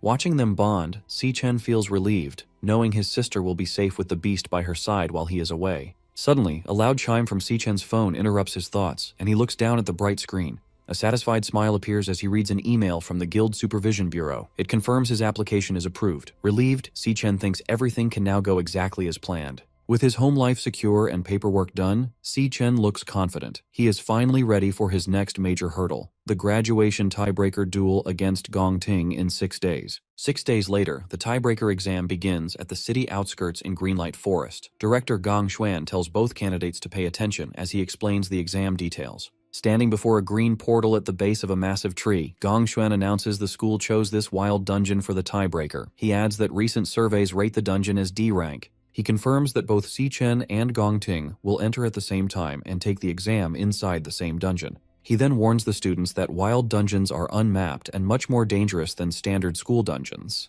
Because of this risk, 3 senior guild members from Easternia will join as examiners. They will enter the dungeon with the candidates to keep them safe and score their performance. The team includes Ivan from the Imperial Guild, Yasmin Kai from the Divine Eye Guild, and Sato Woda from the Silver Guild. Gong Xuan explains that the final scores will be decided by what these 3 examiners see. Meanwhile, a live video feed of the exam is shown in a dark VIP room at the academy. Watching the screen, Gong Lin smirks. He silently hopes the 3 examiners handle their secret deal properly, ensuring a clean job with no loose ends. In the same room, Principal Yuan Long asks Vice Chairman Carl Cavendish why he is still at the academy since his official schedule ended 2 days ago. Carl laughs, watching Si-chen and Gong Ting on the screen. He replies that nothing is more interesting than this event, admitting he hasn't seen 2 real prodigies fight in years and refuses to miss it. Pointing toward the green portal, Director Gong Xuan loudly declares the official start of the graduation tiebreaker exam. With fierce determination, the match between Si-chen and Gong Ting begins. Without hesitation, both candidates walk directly into the glowing portal. Si-chen steps out on the other side, covered in the lingering green energy of the portal. He looks around his new surroundings, finding himself in a gloomy, dark landscape filled with dead trees. Standing near the entrance, the examiners take in the eerie environment. Yasmin notes it looks like a flower-type dungeon. Beside her, Yvonne offers a cigarette to Sato, who shushes him, reminding him they are working and the camera drone is recording. Suddenly, a loud buzzing sound echoes in Si-chen's mind. He looks in shock as a bright red flashing hologram projects from his chest, painting his face in a red glow. The system flashes a large alert, warning him that a highly dangerous creature is nearby. Stunned, Si-chen realizes this is the first time his demon heart has ever issued such a serious warning. Soon the system alert abruptly vanishes, leaving Si-chen wondering if a high-ranking monster truly lurks inside this mere D-rank dungeon. He and Gong Ting continue their trek down a desolate path framed by massive gnarled roots and twisting branches. Gong Ting confidently takes the lead, navigating the foggy terrain while Si Chen follows closely behind. Observing the candidates from a high ridge, Yasmin notes the fog's suffocating thickness. Beside her, Sato Woda orders the examiner team to stay on high alert and keep their eyes glued to the examinees. A loud crack abruptly shatters the tense silence as the rocky ground violently ruptures before the students. A grotesque, massive insectoid creature bursts from the earth, identified by the system as a poison cage ant, a D-rank flower archer. Reacting instantly, Gong Ting unsheathes his katana and charges aggressively at the towering beast. Watching this swift response, Ivan praises the young man's exceptional reaction time. However, Sato Woda cautions that wild dungeon monsters are faster, crueler, and far more underhanded than anything used in school training.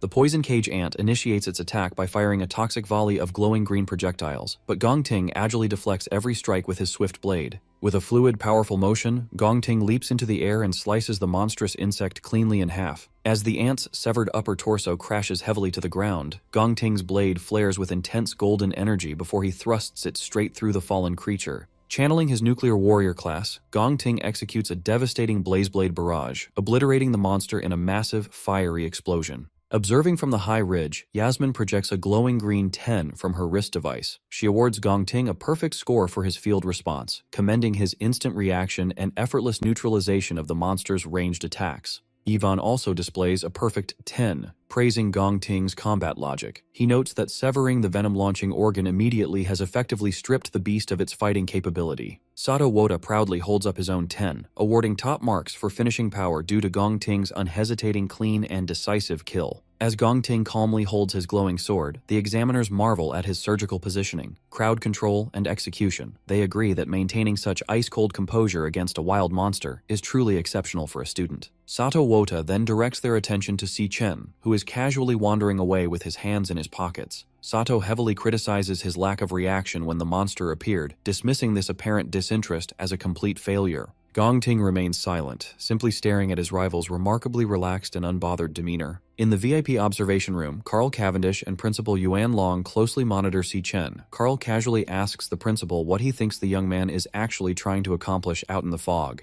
With a knowing smile, Principal Yuan Long deduces that Si Chen is actively hunting for something specific. Down in the dungeon, Si Chen pauses, tapping his foot against a tangled cluster of giant tree roots. He realizes this central spot offers a way to wipe out the entire threat in a single, sweeping move. Golden lightning crackles to life in his hand, forming a bright, jagged dagger. Declaring he has finally found his target, Si Chen ruthlessly plunges the lightning blade straight down into the roots. The strike sends a massive shockwave of golden lightning deep underground, violently rupturing the earth. A hidden nest of poison cage ants is blasted upward, completely engulfed and obliterated by the explosive electrical energy. Sweating profusely, the examiners realize Si Chen has deliberately targeted the monster nest. They question his sanity, terrified that provoking a horde of D-rank monsters will get everyone killed. Watching the chaotic explosion, Gong Ting's usual composure cracks, leaving him visibly shocked and wondering what Si Chen plans next. Gathering momentum, Si Chen channels intense electricity into his boots and forcefully launches himself upward.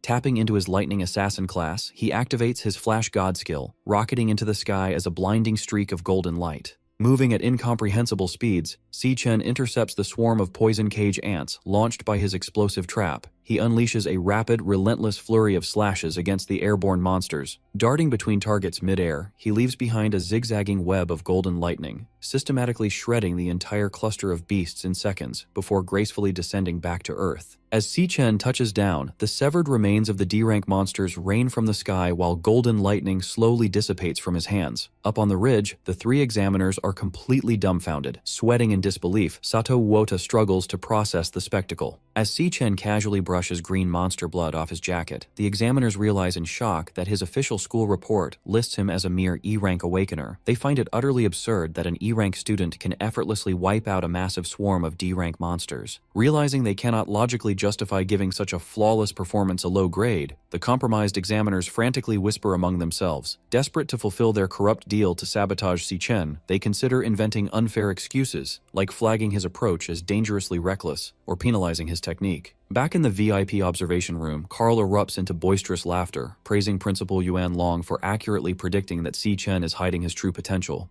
Carl notes how spectacular it is to witness such an intense display when the exam has barely begun, eagerly anticipating how Gong Ting will respond to this overwhelming power. Standing behind him, Gong Lin remains dead silent, his expression rapidly darkening as he watches the monitors. Suddenly, the live feed on the large monitor is torn apart by heavy digital static. The image glitches wildly before going entirely blank, replaced by a stark red warning indicating a lost signal. Principal Yuan Long furrows his brow, staring at the dead monitor and questioning aloud why the transmission is cutting out yet again. Outside the dungeon entrance, rapid warning beeps blare from the monitoring equipment. A technician frantically types at his console as the system flashes a critical alert regarding a severe signal anomaly. The diagnostic screen shows the dungeon's official D-rank classification violently glitching into an unreadable question mark. Simultaneously, internal communication signal strength crashes to absolute zero. The technician stares at the corrupted data in pure shock. Director Gong Xuan breaks into a cold sweat, demanding to know what catastrophic event is happening inside the dungeon. Their panic peaks when the portal's swirling green energy suddenly dissipates. The glowing threshold vanishes entirely, leaving nothing but an ordinary empty cave opening that effectively traps the candidates inside. Deep within the isolated dungeon, a sinister, ethereal melody begins echoing through the gloom, physically manifesting as floating, glowing pink and green musical notes. Sichen freezes, listening intently to the eerie tune. He immediately recognizes the terrifying presence hidden within the melody. It is the voice of the Demon King, Wrath. Outside the dungeon at 4 p.m., the cave entrance suddenly seals itself, morphing into a solid rock face. Director Gong Xuan panics, demanding to know how the gateway has vanished. A technician reports a complete loss of connection, noting that the equipment threw a series of critical signal errors just moments prior. Sweating with anxiety, he orders his staff to get command on the line immediately. He fears that a catastrophe has just unfolded inside the isolated dungeon. Meanwhile, inside the dungeon, an eerie melody physically manifests as floating musical notes in the air. Sichen and Gongting pause, taking notice of the bizarre phenomenon surrounding them. The examiners are equally confused by the sudden shift in the atmosphere. Yasmin Kai asks the others if they hear the noise, and Sato Wota confirms that it sounds like strange music. Feeling the heavy rhythmic thuds of the melody, Sichen grows deeply alarmed. He immediately recognizes the sound as the voice of the Demon King, Wrath. He desperately wonders why Wrath is present in this low-level dungeon, knowing the Demon King is not supposed to appear for another 3 years. Suddenly, the Demon Heart system bombards Sichen with severe high-danger alerts. He tenses up, realizing the interface is screaming at him about an imminent, lethal threat. As heavy thuds shake the ground beneath him, Sichen realizes that something massive stands right behind him in the fog. A sinister laugh echoes through the cavern as a towering, shadowy figure approaches through the thick mist. Visibly shaken by the overwhelming presence, Sato Wota wonders what kind of monster hides in the fog, just as 2 glowing eyes pierce the gloom. The creature steps into view, revealing itself as a grotesque humanoid mantis monster radiating dark energy. Glaring down at the group, it sinisterly welcomes the humans and declares that they have walked right into its trap. Stunned to hear the creature speak, Sato Wota realizes that a monster capable of forming words must be at least a high-tier C-rank beast. He frantically questions how such a powerful entity can possibly exist inside a D-rank dungeon. Fearing the high-level monster will slaughter the students, Sato summons a massive, glowing axe and leaps forward to intercept it. He urgently orders everyone to get behind him for protection. Before Sato can even land his strike, the mantis demon counters with blinding speed. In a single, brutal motion, it swings its scythe-like appendage and cleanly severs Sato's entire arm. As the other examiners freeze in horror, the mantis demon instantly vanishes and reappears directly behind Gongting. Raising its bloodied scythe, it mocks the group, telling them to curl up and accept their fate. With a sickening thud, the monster ruthlessly drives its blade straight through Gongting's shoulder and out of his chest, commanding the young man to die. Despite being impaled, Gongting grits his teeth through the agonizing pain. Instead of falling, a fierce, crazed grin spreads across his face. Capitalizing on the monster's close proximity, Gongting swings his flaming golden sword down and brutally chops off the creature's trapped scythe arm, leaving the mantis demon wide-eyed in shock. Without missing a beat, Gongting follows up with a powerful mid-air kick that launches the crippled beast backward across the rocky terrain. Bleeding heavily from the massive hole in his shoulder, Gongting ignores his severe injuries and glares with glowing eyes. He declares that since the Overlord drew first blood, the kill belongs to him under the principle of combat priority. He fiercely warns Sichen not to dare interfere in the fight. Sichen watches the monster intently, his eyes glowing green as he uses his abilities to assess the creature's true power. The system interface updates the mantis demon's classification, confirming to everyone that it is actually a highly dangerous C-rank high-tier beast. Seeing the massive hole in Gongting's shoulder, Yasmin Kai urgently yells at him to get medical treatment. She pleads with him to suspend the exam and let them pull him out, warning that the monster is completely out of his league. Gongting flatly refuses. Gathering intense fire magic in his hand, he completely rejects the idea of giving up. Si Chen watches in shock as Gongting presses his burning hand directly against his bleeding chest, using the raw heat of his own flames to painfully cauterize the severe wound. Pushing through the agonizing pain, Gongting fiercely declares that the fight does not end until one of them is dead. Without hesitation, Gongting leaps high into the air and brings his flaming sword down toward the crippled mantis demon to continue his assault.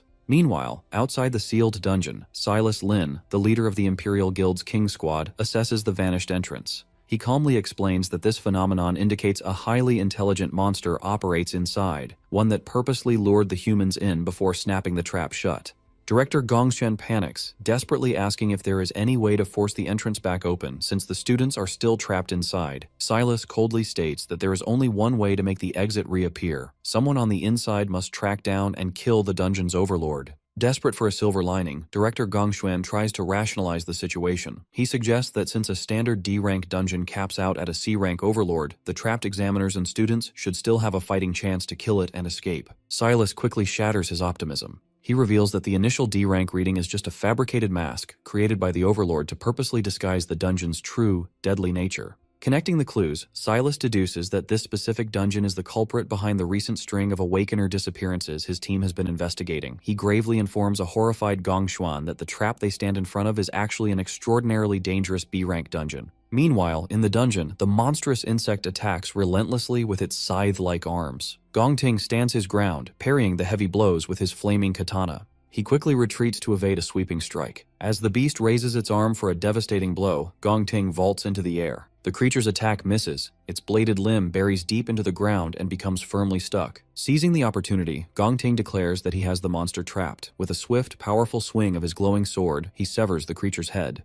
The decapitated head tumbles across the rocky terrain as the rest of the group gathers. Yasmin watches in stunned disbelief, amazed that Gongting has managed to defeat the overlord entirely on his own. She admits that his strength is genuinely formidable. Nearby, Ivan channels a green healing aura into Sato Wota's injured arm, asking if he is recovering. Sweating, Sato expresses his gratitude for the timely intervention. However, Sato's relief vanishes as he checks his smartwatch. He alerts the others in a panic that his device has lost its signal, leaving them completely isolated. Yasmin and Ivan immediately check their own gear. Yasmin confirms her connection is gone, while Ivan grimly notes that every signal, including their compass positioning system, is completely dead. Sato panics, demanding to know when the camera drones went offline. Gongting looks back at him in confusion. Suddenly, the headless mantis monster stands back up. Without warning, the decapitated creature lunges straight at a shocked Gongting. Si Chen instantly intervenes, unleashing a flurry of golden lightning strikes that slice the creature into pieces. The system confirms the kill, awarding him experience points. Still reeling, Gongting demands to know how the monster kept moving after he cleanly chopped off its head. Si Chen calmly explains that the mantis was never the true overlord. It has been hypnotized the entire time, allowing its body to fight even after death. He urgently orders the examiners and Gongting to leave the dungeon immediately, warning that any of them could be the next target.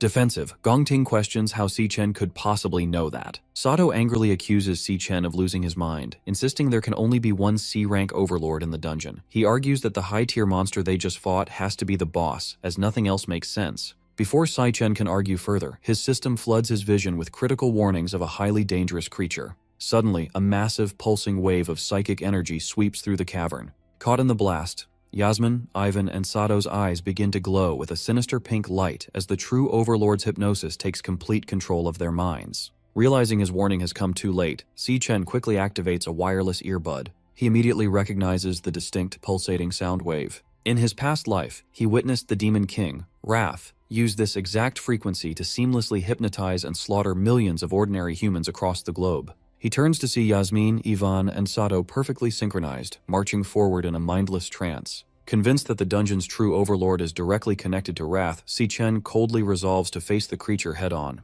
As he follows the hypnotized examiners deeper into the dark cavern, Si Chen's system continuously bombards him with warnings about highly dangerous creatures ahead. The group soon arrives at a massive, eerie lair filled with glowing green egg sacs, where towering dark serpents guard a central, cloth-draped figure. Si Chen remains completely unaffected by the monster's alpha frequency thanks to the counter-frequency audio track playing in his earbud, a precaution he prepared specifically for Wrath. However, knowing the unprotected examiners could drop dead from the mental strain at any second, he decides to kill the overlord immediately. The sinister entity senses their arrival, its voice echoing through the cavern as it hungers for their fresh flesh. Si Chen glares back coldly, ready to fight.